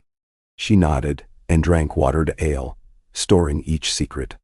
When she left the alehouse, a slender figure detached from shadow. Viserys, freshly shaven, smelling faintly of lavender. He fell into step without greeting. "You hide your stars well, but little birds know every song," he murmured. Eyes on the alley's broken stones. "Do they know where the lioness lairs?" Daenerys asked without turning. "They know she moves through the vaults like a cat with 8 lives left. Qyburn leads her deeper each day. My birds fear other things in those tunnels. Fears breed wild tales." "Indeed. Yet some seeds sprout truth." Qyburn performed experiments in Maegor's hidden chambers. The things he birthed may still obey their midwife. If they sent you, bells may ring anew, and not for surrender. "Maegor." She halted. "Show me the way." Bold, but unwise. He inclined his head toward the keep's towering silhouette. Better to shatter her dugout and drag her into light. Daenerys considered. "Tomorrow night, seal every exit. Smoke her out like a viper. No wildfire." "No wildfire," he echoed. She left him in the alley and returned by secret stair to her warm room, where quills awaited parchment like daggers poised. All night she wrote decrees. Grain requisitions from the Reach, amnesty charters for gold cloaks, who surrendered by sunrise, letters to the archmaesters of Old Town requesting healers. She penned one to Dorne, offering blood price and justice for Elia, if Doran bent the knee. She paused longest over the letter to the Stark of Winterfell, knowing Roose Bolton would scoff, but perhaps the North's true heart still beat elsewhere. She signed her name in Valyrian script, the curves and points reflecting torchlight like newborn steel. At dawn she led an unsullied escort to the Red Keep's dark underbelly. Iron torches guttered along the path. Slime-coated stone. Varys' little birds scampered ahead, marking fresh footprints with chalk. Twice they encountered dead ends where walls had collapsed under wildfire blasts. Twice they diverted. At last they reached a steel portcullis lowered across a corridor thick with fungal moss. Beyond drifted the faint glow of lantern light. Daenerys signaled silence, then motioned Grey Worm forward. He slid blades between bars, levering upward until the gate rose inch by inch. They ducked through. Footsteps echoed up the passage, armored, deliberate. A Lannister guard rounded a bend and froze at the sight of Duskin-skinned spears. He turned to run. A flick of Grey Worm's wrist felled him with a dart. They pressed on. Ahead, the corridor widened into a vaulted chamber filled with racks of barrels lacquered green, wildfire reserves untouched by battle. Qyburn stood before them, robes streaked with soot, hands gloved in black. Beside him crouched an enormous shape, a man, or what had once been one, fused with leather harness and plated steel. Its eyes glowed a sickly amber behind slits. 2 more smaller constructs flanked it, muskland hounds stitched with armor, jaws clamped by iron muzzles. Chains linked beasts to the central giant. Qyburn's smile was the color of grave dust. "Your grace," he purred.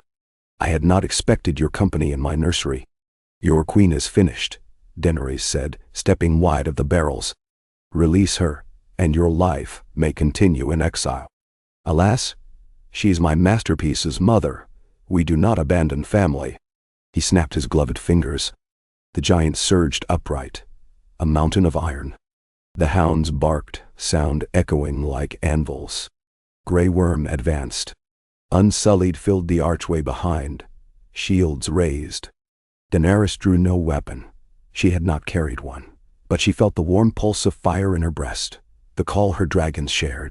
She fixed her gaze upon the racks. One spark, and the city above would vanish in emerald storm. The fight erupted in blur and clangor. The giant swung a spiked club hacked from the mountain's old mace, smashing shields like palm leaves. Hounds leapt, iron fangs scraping bronze. Unsullied spears bit flesh, but the beasts seemed immune to pain, stitched sinew holding torn muscles together. Grey Worm ducked a Messanian blow and drove his spear point into the giant's knee joint. The creature roared, staggering. More spears pinned it, but still it thrashed. Hounds dragged down 2 soldiers before they were skewered. Daenerys seized a fallen spear, raced to the racks and jammed its blade into a bunghole. Wildfire wept down the shaft, hissing on stone. The caustic scent spread. "Yield," she shouted at Qyburn over the din. "Or burn in your child's cradle." The maester's eyes flicked to the oozing green. He paled but stood defiant. "I am midwife to wonders. Fire cannot kill creation." Daenerys met Grey Worm's gaze. He nodded once, understanding. With a bellow he lunged again, spear splitting the giant's helm. Sparks flew. Daenerys scooped wildfire on her blade tip and flicked it at Qyburn. A droplet sizzled on his sleeve, igniting silk. He screamed, flailing. Unsullied seized him, smothering flames but not pain. The giant fell at last, limbs twitching spasmodically until still. Silence rang loud. The queen surveyed ruin, dead hounds, wounded, unsullied. She approached Qyburn, who knelt coughing green smoke. "My queen, my art," he rasped. "Your art ends." She turned away, leaving him to Grey Worm. Her commander understood. When they emerged into sunlight later, Qyburn trailed in chains, head bowed. Cersei was found hours after, hiding in a priest's oubliette beneath the sept's collapsed dome, starved, eyes bloodshot. She wore a ragged gown of red velvet, hair matted. When Unsullied hauled her into daylight, she hissed at the light like a cellar bat.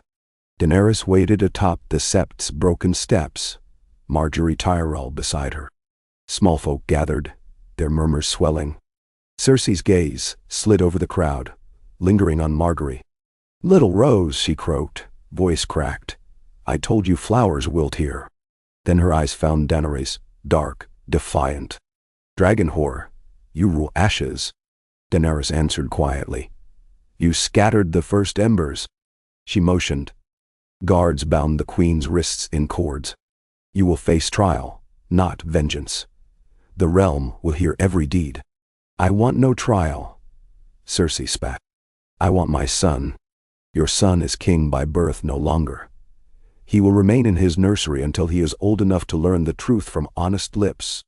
Daenerys turned away. "Take her to the dungeons.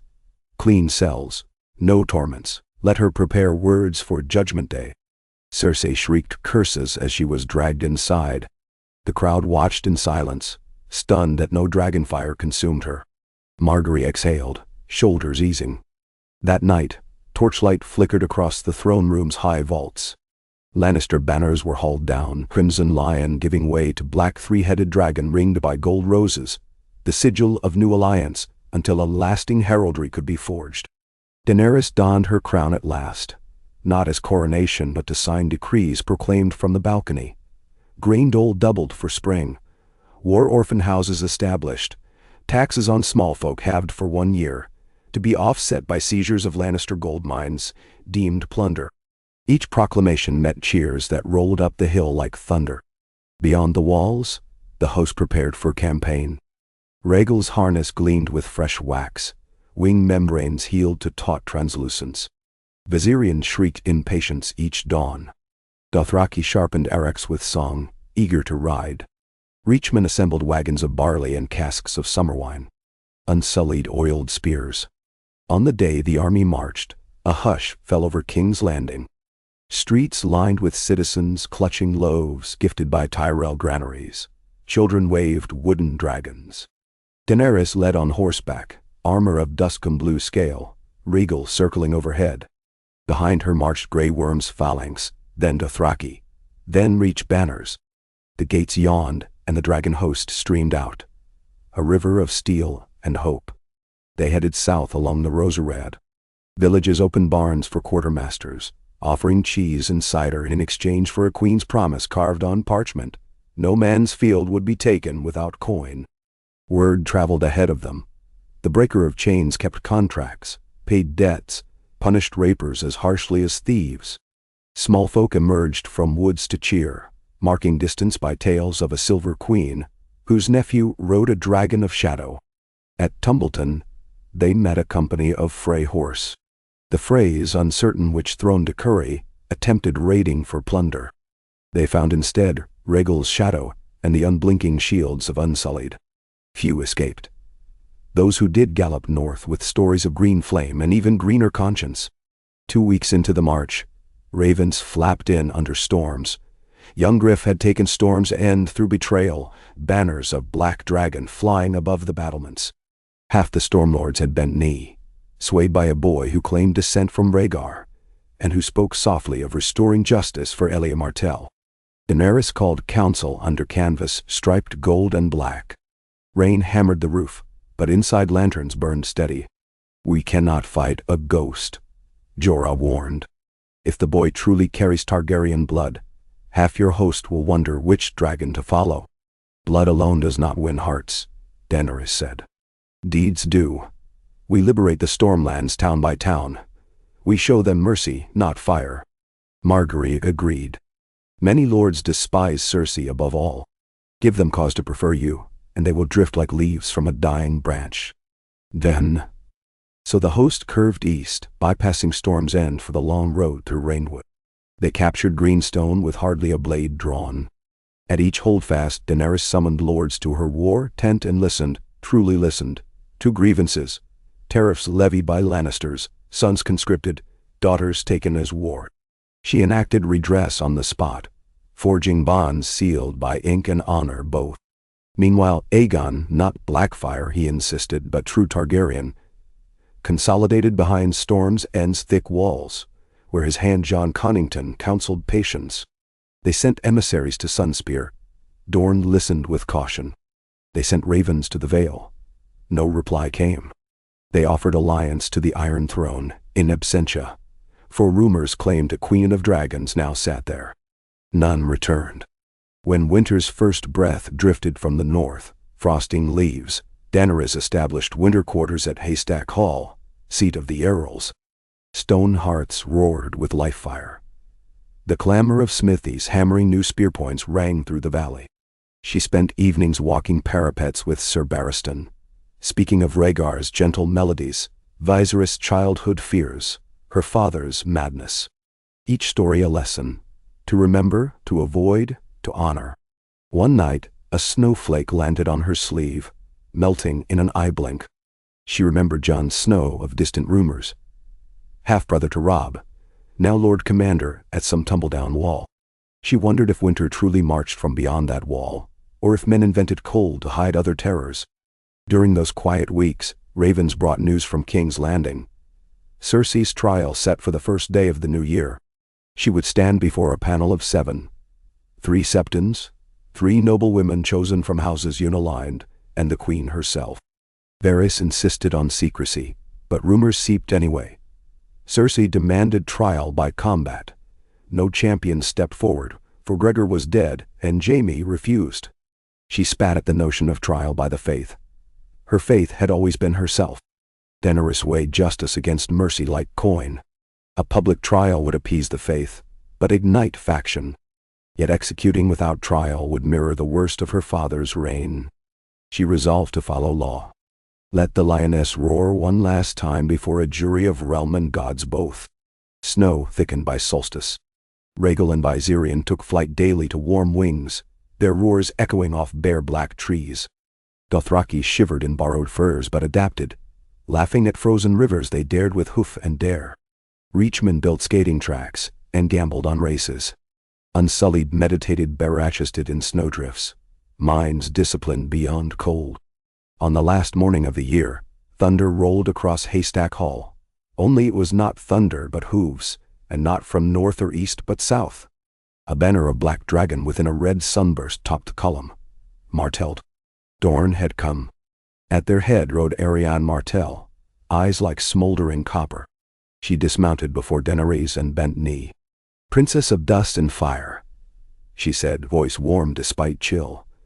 "Dorne answers blood with blood. We stood for Elia, and we stand for you." Behind her, knights of the Lemonthorpe raised spears in silent salute. Daenerys lifted her new sister to her feet. "There will be no more orphaned girls in red keeps," she vowed. They clasped hands as snow fell around them, white petals on dark cloaks. With Dornish spears swelling her host, she sent envoys once more to Storm's End, this time with terms. Aegon would meet her on neutral ground, parley for shared rule, or be declared pretender. Jon Connington dismissed the offer, but whispers grew inside the walls. If dragons and Dorne and Highgarden marched together, would not Storm's End drown? Parley was set upon a meadow along the Wendwater. Daenerys arrived on Rhaegal's back, wind-lifting silver hair. Aegon rode a black destrier, armor new-forged, face earnest and handsome, hair dyed the deep purple of old Valyria. At his side stood Jon Connington, pale, resolute. They spoke beneath a silken canopy staked in snow. Daenerys studied the boy's features and saw echoes. Rhaegar's jaw, Elias' dark eyes, yet something unfixed, like a drawing traced too often. She asked him of his childhood. He spoke of the water gardens, of silk tutors, of hiding in Volantine brothels. His answers felt rehearsed. At length she said, "I do not accuse you. Let blood settle truth. Share your hand with mine in marriage, and the realm will rejoice." Gasps fluttered from both entourages. Aegon's cheeks flushed crimson, but he kept his wits. "I would be honored, my queen," he said. "Yet my claim is my own. If I bend, the tales call me consort, not king. Then rule beside me. 2 dragons stronger than one. My father's crown was forged for terror. Ours shall be forged for peace." Connington protested. "He is the heir, you the sister of a dead line. The realm knows primogeniture." Daenerys met the boy's gaze. "Your answer?" He hesitated, lips parted. Around them, wind sighed through winter grass. At last he shook his head. "If I accept, men will say I bowed to fear, not love. I cannot begin my reign bent." "Then you begin your war," she replied quietly. She stood, signaling end of parley. Her cloak whipped about, scarlet lining bright against snow. Rhaegal descended. She mounted, wings beating blizzard into swirl.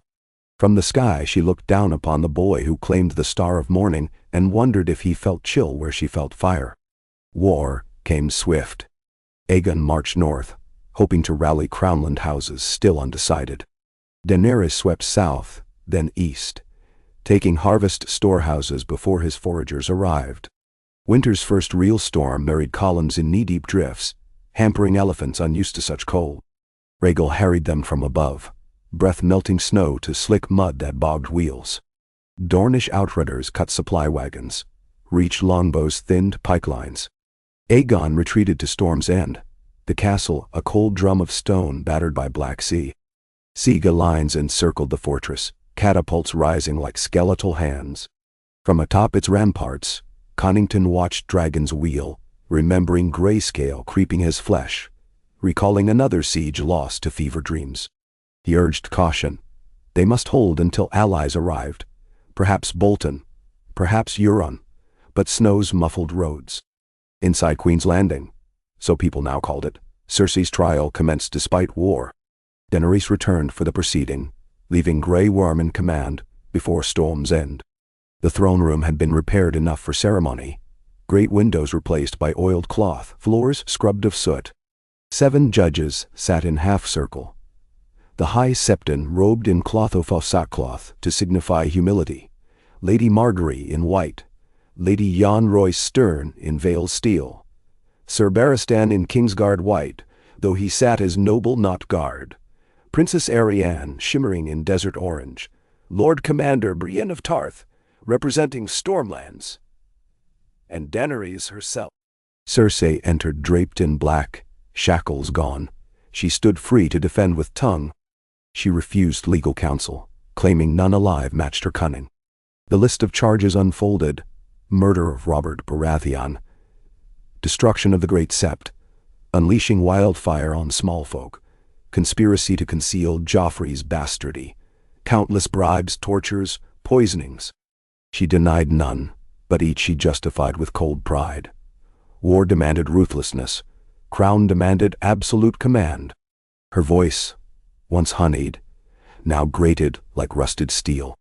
When testimony ended, the judges deliberated. The hall hummed. Daenerys found herself trembling not with hate, but with strange pity. Cersei had lived a mirror of her worst fears. A queen enthroned by lineage yet bound by men's wars, desperate to protect children, twisted by power. She wondered if, in another world, she might have made such choices. The judges returned. Guilty on all counts. High Septon pronounced sentence: death by the sword, no flame, no rope, as mercy to her royal birth. Cersei laughed, high and wild. "You cannot kill me," she cried. "I'm the realm's heart. Cut me out, and everything will bleed." Guards seized her, but Daenerys rose. "Wait."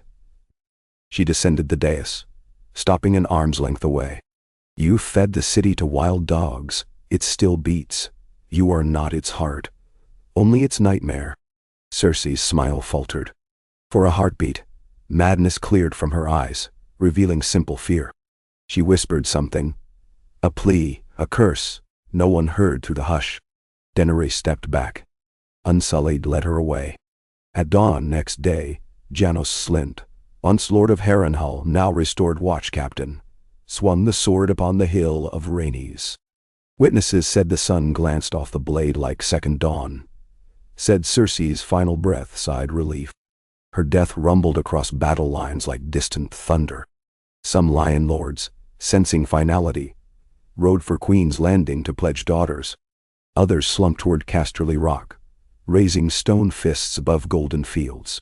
At Storm's End, Connington read the Raven in silence, crumpled it, and ordered black flags of mourning. Aegon stared seaward, where ice-crusted waves shattered against white cliffs, and wondered if ghosts could drown. Ziga engines hurled stones day and night, each thud echoing Viserys' last heartbeat in Daenerys' mind. Winter bit deeper, coating ramparts in rime. Dragons curled tails tight to conserve heat, breath pluming white. Supplies within Storm's End dwindled. Rations shrank to onion broth. An attempt at breakout failed when Dornish spears blocked the causeway, capturing elephants that sank into mire. Connington proposed a daring sally with picked veterans, but Aegon forbade risking lives on a gamble. At last, midnight beneath a new moon, the defenders lit torches along the walls. Every torch, every brazier, until the fortress glowed like a lantern adrift on dark sea. A single horn blast followed. Grey Worm watched from forward trench, signaled hush. A drawbridge groaned. Gates creaked. John Connington emerged on foot, helm in crook of arm, white banner high. Hunger hollowed his face, but pride squared his shoulders. He marched to the siege line and knelt. "Aegon Targaryen surrenders Storm's End," he said, voice carrying in the still. "On condition his men are fed," and he granted audience with the queen. Grey Worm dispatched riders. Before dawn Daenerys arrived, Rhaegal overhead, Viserion at flank. Snowflakes glittered green in dragonfire glare. Connington guided her through open gate into courtyard where Aegon waited, flanked by gaunt knights and raw-boned squires. He wore no crown now, only a plain cloak of black wool. When she dismounted, he bowed. "Your Grace," he said, eyes weary but steady, "I will bend the knee, as prince, not as king. Spare my people, and you may judge my fate." "Rise," she answered. "No prince should kneel in snow." She noted the tremor in his hands, the cold, the hunger, perhaps relief. "You and your captains will dine tonight at my hearth. Speak your lineage under truth wine. If the seven deem you son of Rhaegar, then blood makes us kin. If not, your lies end here." He nodded once.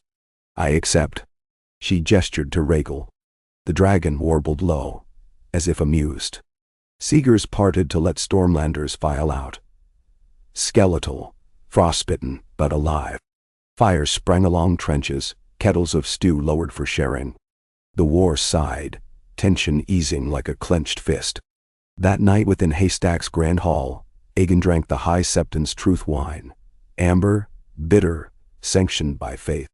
He spoke of the birthing bed on Dragonstone, of Elia dying as he crowned her with red lover kisses, though he had no memory, only tales.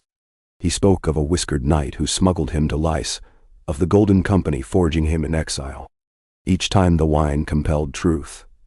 Each time the candles burned steady, no flicker of falsehood.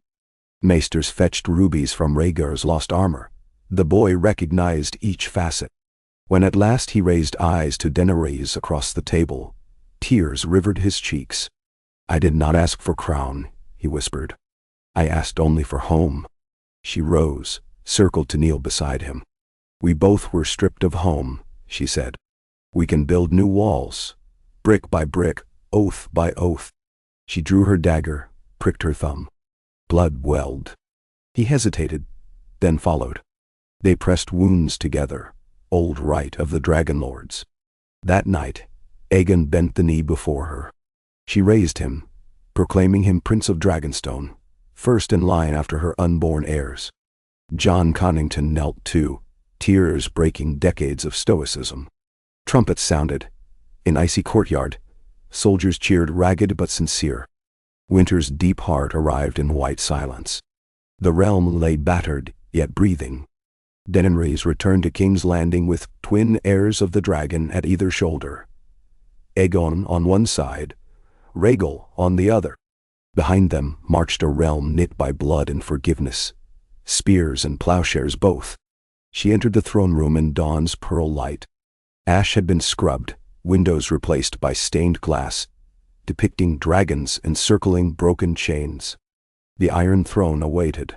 She ascended, cloak of silver-threaded wool trailing like comet tail. She seated herself, and the blades whispered, "Memory of fire, promise of frost." Viserys' crown remained upon her brow, but she felt not its weight so much as the warmth of ghostly hands steadying it. A brother's, a child's, an unborn future's. Around her knelt lords and ladies of every cardinal wind, banners dipped.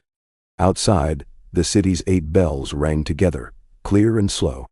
Their peal carried over Blackwater and Winterfields, over castle and croft, through fissures of old ruin toward horizons where stories began anew. And in the hush between tolls, the queen heard a heartbeat, not her own, not even the realm's, but something vaster, the quiet thrum of possibility. She smiled, and the realm, exhausted yet hopeful, exhaled with her, awaiting the spring that surely followed even the longest night. Snow-cloaked King's Landing in reluctant serenity, softening crenellations and muting the clang of hammers as masons repaired the smashed towers of Maegor's Holdfast. Chimneys breathed white plumes that dissolved into overcast sky, while the Blackwater Bay froze in scalloped shelves along the quays. From the throne room balcony, Daenerys watched the city adapt to cold. It had not felt in generations. Fisherfolk hacking ice channels, beneath the bridge of ships. Tyrell wagons distributing barley loaves at street corners. Children shaping dragons of snow with pebbled eyes and twig wings. Each new scene felt like evidence that her rule, fragile, untested, might take root even in winter's iron soil. By mid-morning the court assembled, boots dripping, cheeks rosy from frost. The great hall's braziers blazed, but breath still clouded.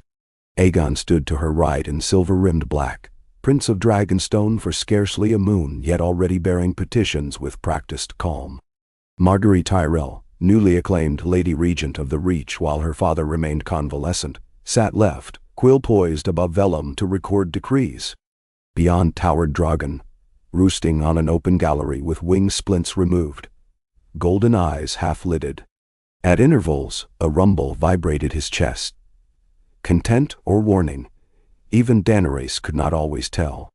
The first business concerned the Vale. Lady Jon Royce approached, mail glinting beneath moleskin, and delivered the young Lord Aaron's pledge, sealed with falcon wax.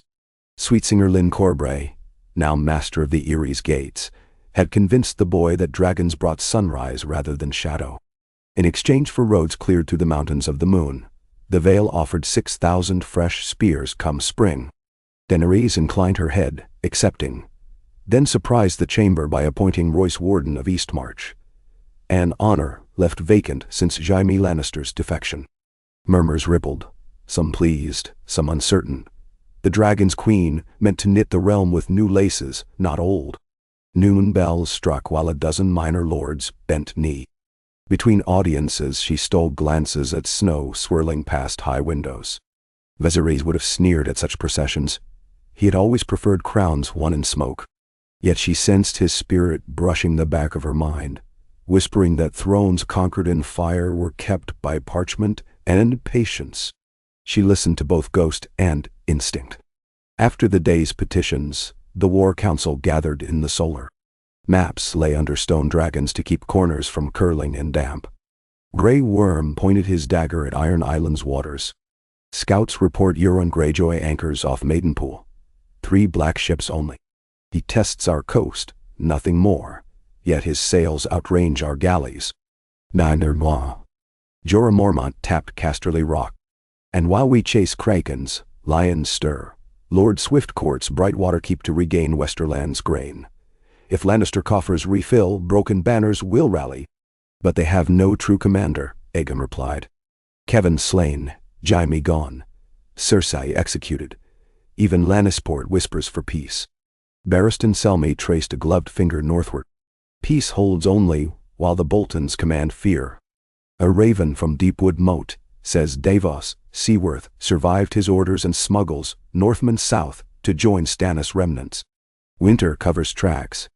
The boy Lord of Winterfell remains a Bolton bastard with only flayed banners for comfort.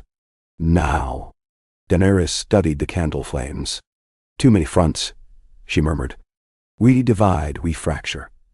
We require one banner to overshadow every grievance, a cause no lord can refuse. She looked toward Varys, who sat silent until prodded.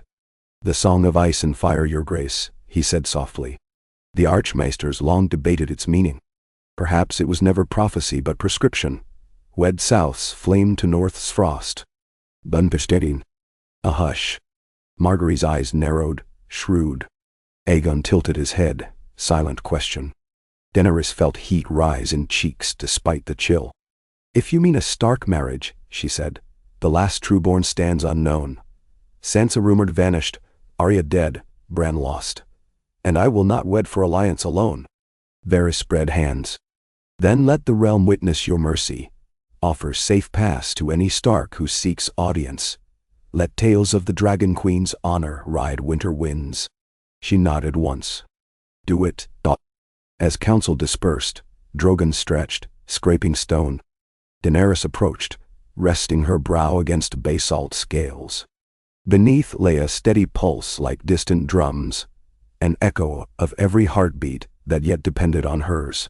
She breathed deep and smelled charred oak and pine, and something else, old as embers, the memory of Valyria whispering through bone. That night she dreamt of snowfields lit by green dawn. She walked barefoot, frost not biting. Ahead towered the wall, but it glowed red and crumbled, giants of ice breaching the breach. From its gap issued figures of shadow, some wore antler crowns of ice, some the twisted horns of bulls.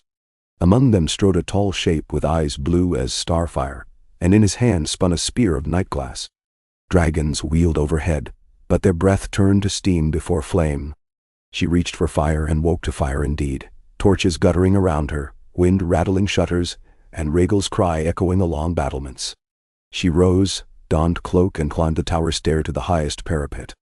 Two figures already leaned over the stone, Aegon, hair loosed in wind, and Sir Jorah, dour as always. Snowflakes swirled silver.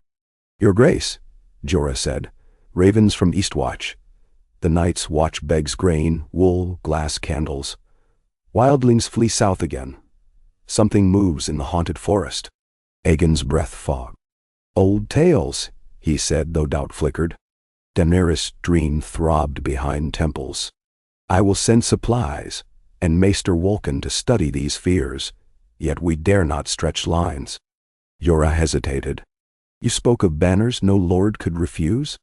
If the dead rise, the realm will follow whoever holds living flame." "Bah." "Or freeze with terror," Aegon muttered. Daenerys looked north.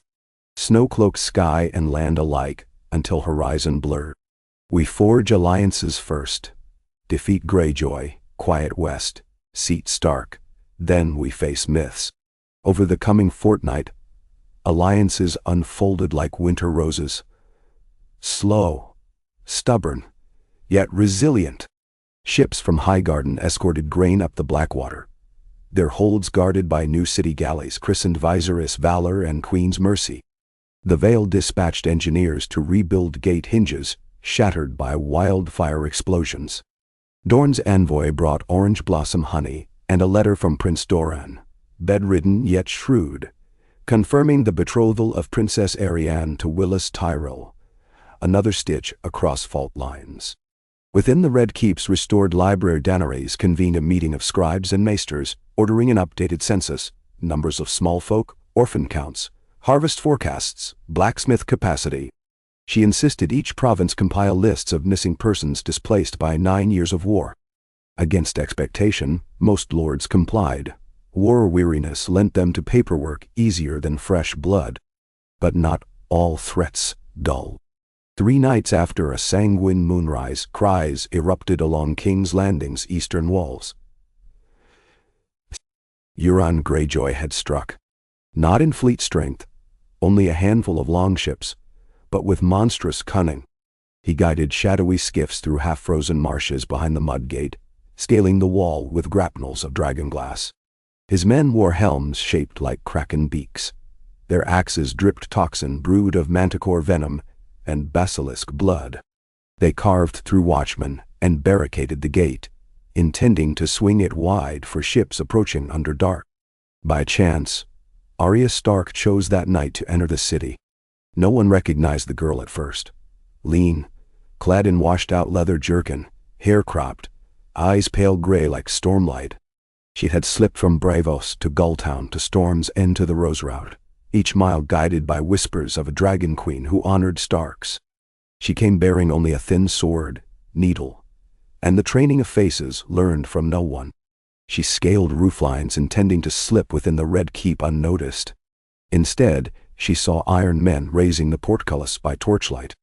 She slid down a drainpipe, landed amidst corpses already clutching throats gone black, and knew poison when she smelled it.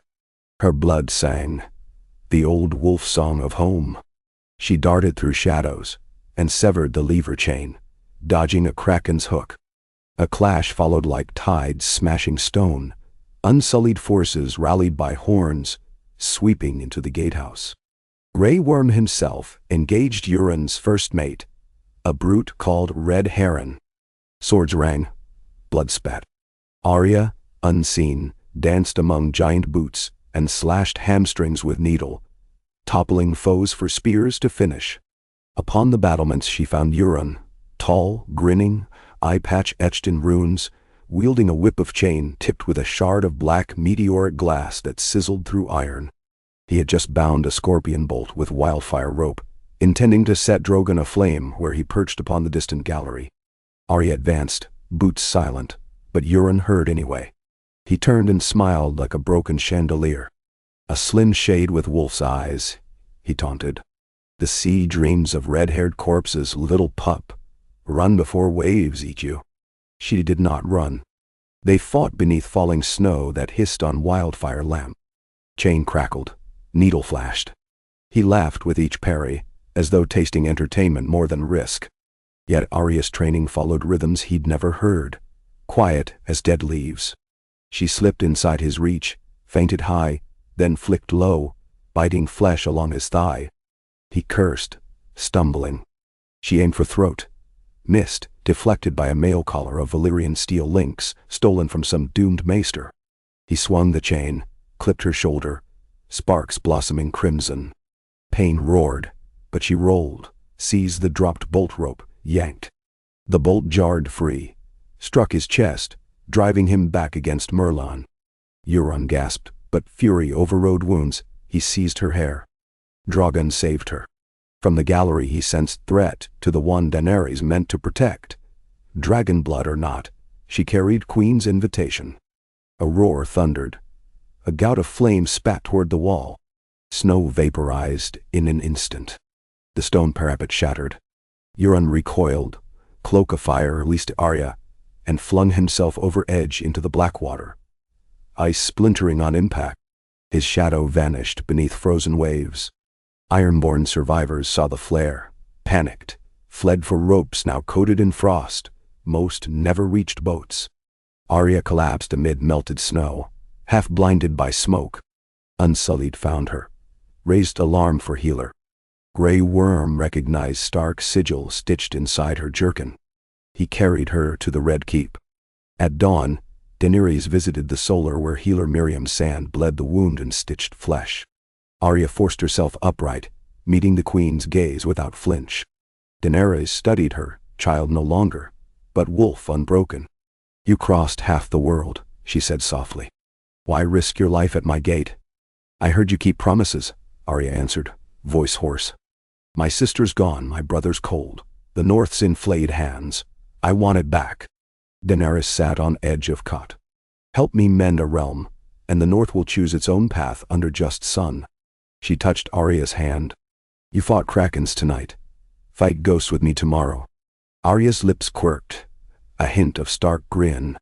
"I'll fight storms, ghosts, even dragons, just not lies."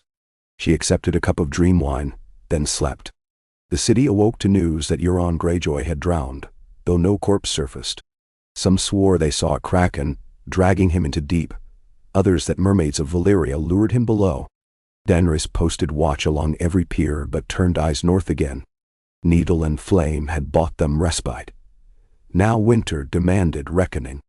3 days later, ravens arrived, from Winterfell. Roose Bolton lay dead. Killed, the letter said, by his own bastard. Ramsay Bolton, naming himself Lord Paramount of the North, had flayed his father and struck banners under bloody man. He demanded the Iron Throne recognize him or face northern withdrawal from the realm. But the letter bore a second parchment. Secretly penned by Aelys Karstark, it revealed that not all houses bowed to bastard lord. Deepwood, White Harbor, Bear Island, even Last Hearth, once loyal, now seethed for Stark blood rightful. Daenerys summoned Council of Northern Hearts. Arya, still bandaged, attended. Davos Seaworth represented Stannis' scattered men. Lady Lyanna Mormont arrived in boiled leather too large for her small shoulders. Lord Wyman manderly sent his nephew Sir Marlon, heavy-set and earnest. They spoke first of vengeance, second of survival. Ramsay controlled Winterfell's stores but not its hearts. Snow-choked roads, armies marching would starve. Yet if nothing was done, Bolton terror would root permanent. Aegon proposed swift dragon strike. Fly north, burn Dreadfort and Winterfell both. Leave snow to quench embers. Davos argued that fire over ice-packed roofs would kill more innocents than bastards. Arya offered quieter path. Send her into Winterfell, tear Ramsay open from within. Daenerys listened, weighing blood against time. Ghosts of her dream returned. Ice giants, blue eyes. We will free the North, she decided, but not by ash. We ride with grain wagons and healing fires. She turned to Lyanna. Speak for me to your bannermen. Tell them the last dragon comes not to conquer northern souls, but to arm them against darker night." Lyanna's glare could have melted steel. "I'll tell them," she said. "And if you lie, the winter will swallow you." Rhaegal and Viserion hated cold, but tolerated it atop blazing hearth barges. By early winter's crest, the supply train rolled from White Harbor inland. Tyrell grain, Dornish dates, barrels of vinegar, and salt pork. Unsullied marched alongside, cloaks white dyed to blend. Behind came a smaller column of horse, Dothraki volunteers who boasted they would cut snow as they cut sand. Above flew one dragon at a time, circling slow to conserve heat. Daenerys herself rode at the vanguard, clad in bearskin lined with Myrish silk. Arya rode beside her on a shaggy garron gifted by Lady Mormont, the wind whipping healing wound, but sharpening purpose. Villagers along the King's Road stared wide-eyed at the procession. Dragons overhead, exotic cavalry under falling flakes. No raids occurred. Indeed, some masters at arms mustered welcome escorts, for word preceded them of Bolton horrors, flayed maids staked on ramparts. Iron cages of starved children hung from towers. At Moat Cailin they met their first test. The ruins' causeways had been strengthened with sharpened stakes, manned by sellswords bolted together by Ramsay's coin. Negotiation failed.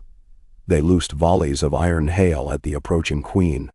Daenerys ordered catapults forward, rebuilt machines from King's Landing now fitted with clay pots of naphtha stew. Under twilight, they hurled, filling marsh air with sheets of white fire that did not burn like dragon flame, but smoked and blazed hot enough to shatter ramparts. When the Dothraki charged across causeways, singing of night fires, sellswords fled into bogs where riders of Bear Island cut them down. Daenerys forbade flaying of prisoners despite Dothraki zeal. She distributed hot gruel instead.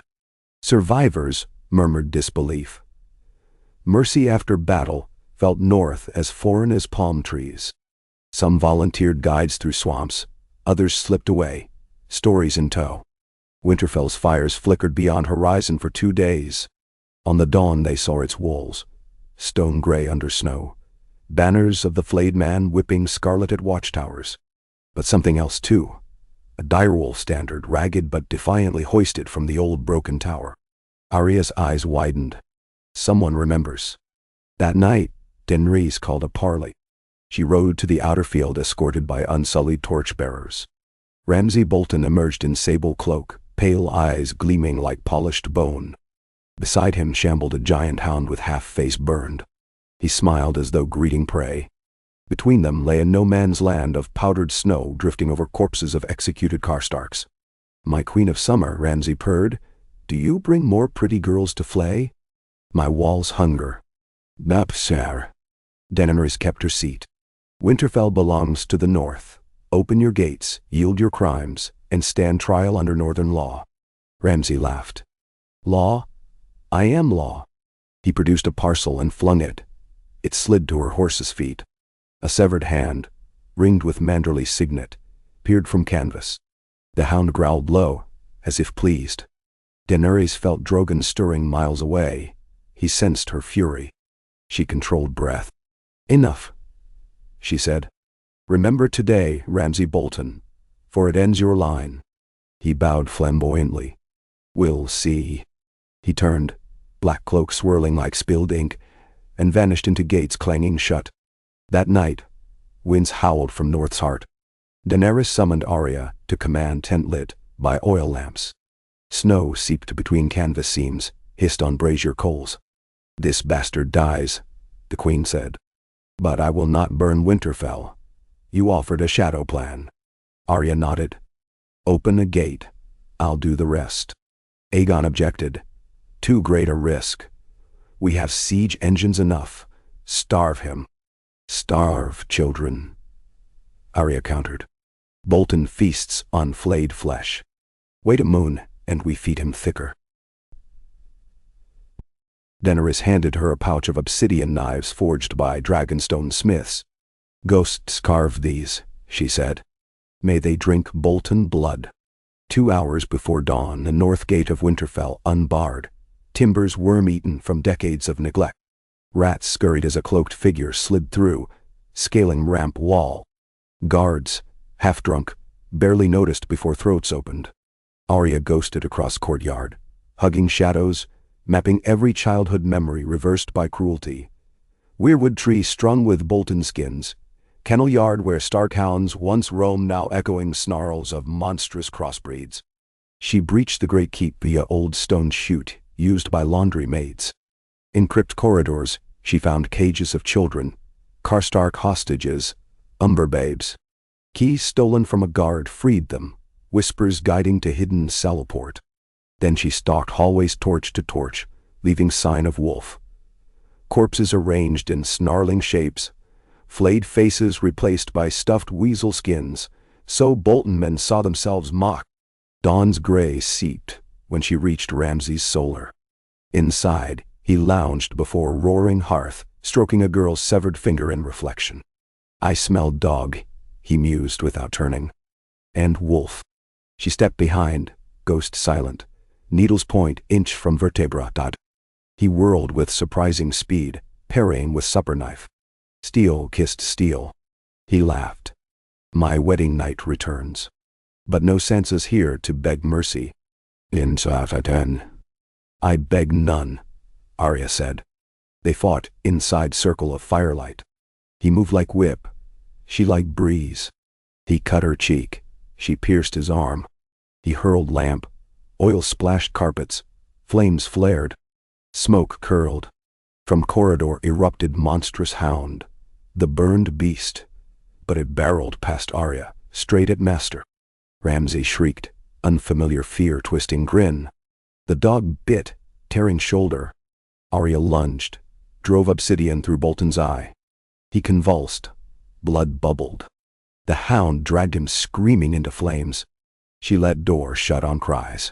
She strode to rampart, lit a lantern crimson, signal prearranged. Outside, unsullied horns rang. Ziga hooks wrenched gates. Dothraki thundered in. She met them at courtyard, the freed children beside, and shouted, "Winterfell lives!" A roar answered, half exultation, half anguish for the fallen, but the sound shook dawn skies. Daenerys entered soon after on horseback. Rhaegal perched on broken tower. She walked crisp snow to the heart tree, whose red leaves quivered with memory. She knelt, touching bark where wolf faces wept. Arya joined, blood drying on sleeve. They spoke no words. The old gods listened enough. Bolton loyalists surrendered or fled into white wastes. The flayed man banner ripped down, burned upon pyre of their own cruelty. Daenerys raised the stark direwolf anew. When wind caught the cloth, snowflakes whirled like silver gnats around reborn sigil. That evening, Northmen gathered in Great Hall. Manderley survivors, Umbers wild-bearded, Karstark youths pale but proud. Mormont girl, fierce. Daenerys stood before them, hair braided with winter roses, and said, "The North remembers. Let it remember this. No child shall face flaying while I breathe." "Nell!" Shouts shook timbers. They chanted her name, then Arya's, wolf and dragon woven. Lyanna Mormont took knee, swore fealty. Others followed. Finally Wyman's nephew stepped forward with a wooden chest. Inside lay the crown of winter, ancient circlet of hammered weirwood, inlaid with mother of pearl. "We kept it for rightful Stark," he said, voice thick. The hall waited. Arya glanced sideways, heart in throat. She began to shake head, but Daenerys lifted her hand. "A Stark still walks," she declared. "She spared your children, reclaimed your home. If the North wills it, let Arya wear that crown." But Arya stepped back. "I am blade, not lady," she said. "Let the crown rest until my sister returns. I will guard it, nothing more." Murmurs rippled. Some disappointed, others admiring. Daenerys accepted. "Then guard it as wolf protector of the North. Serve as my hand in winter." Arya hesitated. Responsibility loomed heavier than steel. But her eyes met Daenerys, saw trust, felt brother's ghost nod. She knelt. "I will." Snow hammered roofs that night, yet inside hearths roared, mead flowed. Dothraki marveled at bear pelts, Unsullied tasted spiced venison. Northmen traded boasts of deer wolves. Daenerys walked ramparts alone, Rhaegal landing beside. She stroked warm scales, gazing over white land black-lit by stars. Peace felt fragile, but alive. A month passed. Messengers squared new borders. Lannister levies dismissed. Lord Swift pledged taxes. Euron's ships scattered by Tyrell fleet at stepstones. In Essos, the slave cities collapsed into revolt, once rumors spread that dragons ruled Westeros and might return east. Across narrow sea, freeborn emissaries sailed seeking protection. She promised only advice. They must free themselves or remain chains. Winter deepened. Night skies dazzled with comet shards. One such night, a raven arrived from Eastwatch, ink frozen. Words hurried, whites breaching the wall at ruin of Nightfort. Lord Commander Snow missing. Tormund Giantsbane evacuating south. Benjen Stark seen alive but not breathing. The letter ended mid-ink blot, as if quills snapped by cold or death. Daenerys called war council before dawn. Faces drawn tight, they gathered around frost-rimmed table in Winterfell's solar. The wall has fallen, she said. The dead march. All arguments dissolved. No lord asked why fight or when. They only asked how soon. She ordered ravens to every holdfast. Muster at the neck.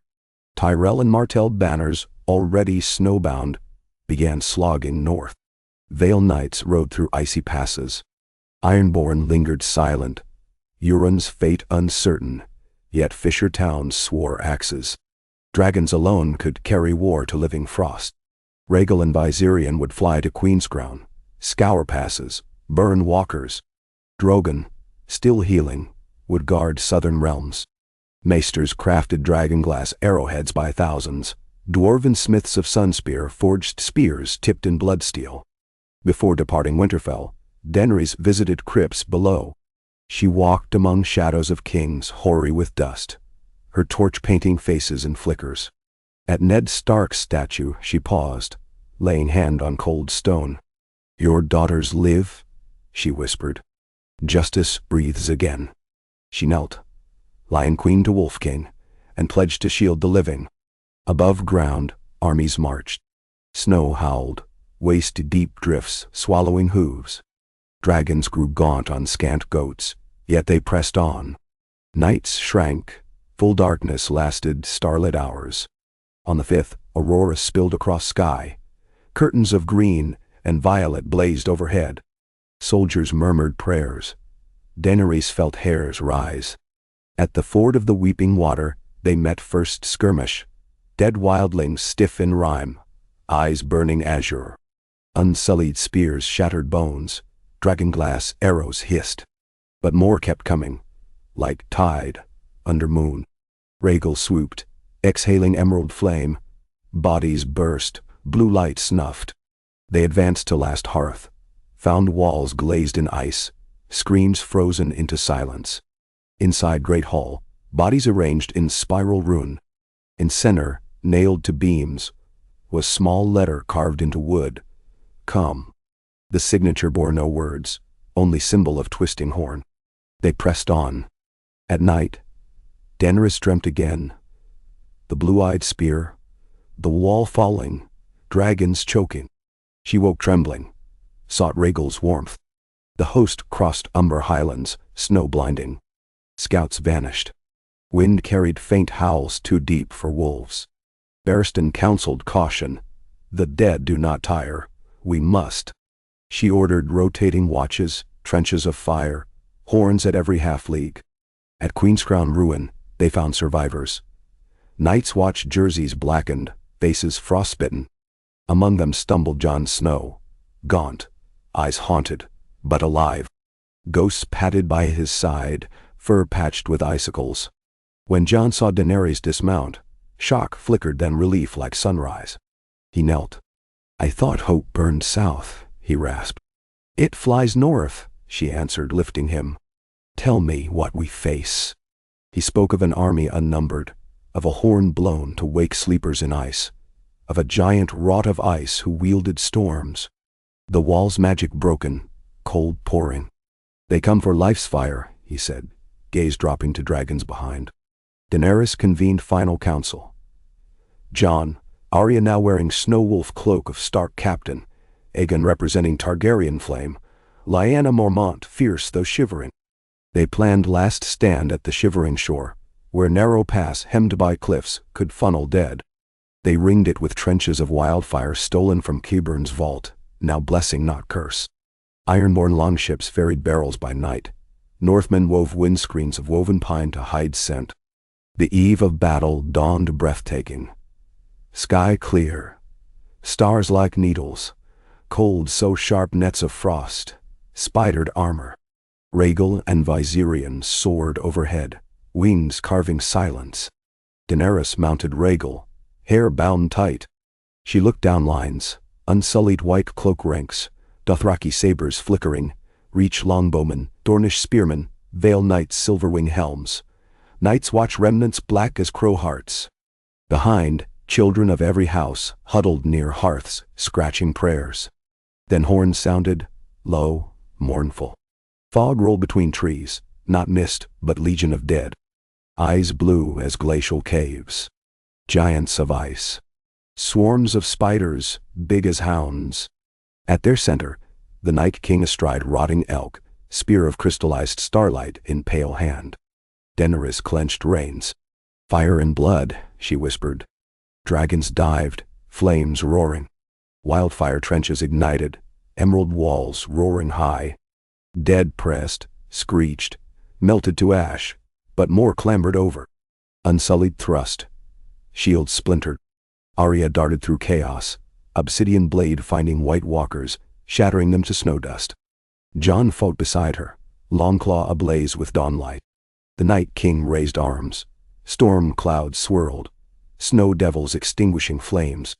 He hurled spear at Viserion, glancing blow, tearing membrane. The dragon faltered but recovered, shrieking rage. Daenerys banked Rhaegal, circling, searching for opening. Aegon on ground, rallied Vale Knights to breach dead giant line. They hacked at knees, toppling monsters into wildfire pits.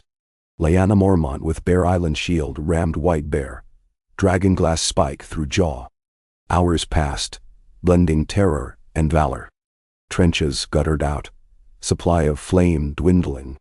Night King advanced, spears spinning arcs of ice scythe, freezing men where they stood. He approached field's center, where Daenerys had landed to resupply arrow. She mounted again, but Rhaegal's wing tore mid-beat, forced to ground. Night King stalked. Jon saw, sprinted, but dead tide separated them. Arya launched across white backs but fell short. A hush fell as snow eddied around Queen and King. Night King leveled spear. Daenerys met his gaze. Endless winter. She felt heart slow, ice creeping into lungs. But she recalled Viserys' saving leap, felt his fire and blood. She drew dagger of Valyrian steel. Small, fragile next to spear, yet alive with heat. She threw. Wind slowed blade, frost encased hilt. Yet it flew true. Dagger pierced Night King's chest, had same scar Jon once marked, where children of forest turned man to monster. Blue eyes widened. Crack webbed across crystal ribs. He screamed, sound like glaciers fracturing. In that moment, Arya vaulted behind, driving dragonglass into spine. Jon closed front, Longclaw hewing spear in twain. Ice exploded outward, shards spinning into sky like shattered stars. Night King disintegrated to snow dust, drifting harmless. Down there. Across field, dead froze mid-lunge, collapsed into heaps of brittle bone. Silence cascaded, wave of release, as if entire world exhaled. Morning light crept over cliffs, painting snowblood pink. Survivors stumbled, staring at stillness. Dragons circled, trumpeting triumph. In quiet, Daenerys knelt, touching broken blade of dagger. Ice melted, leaving steel whole.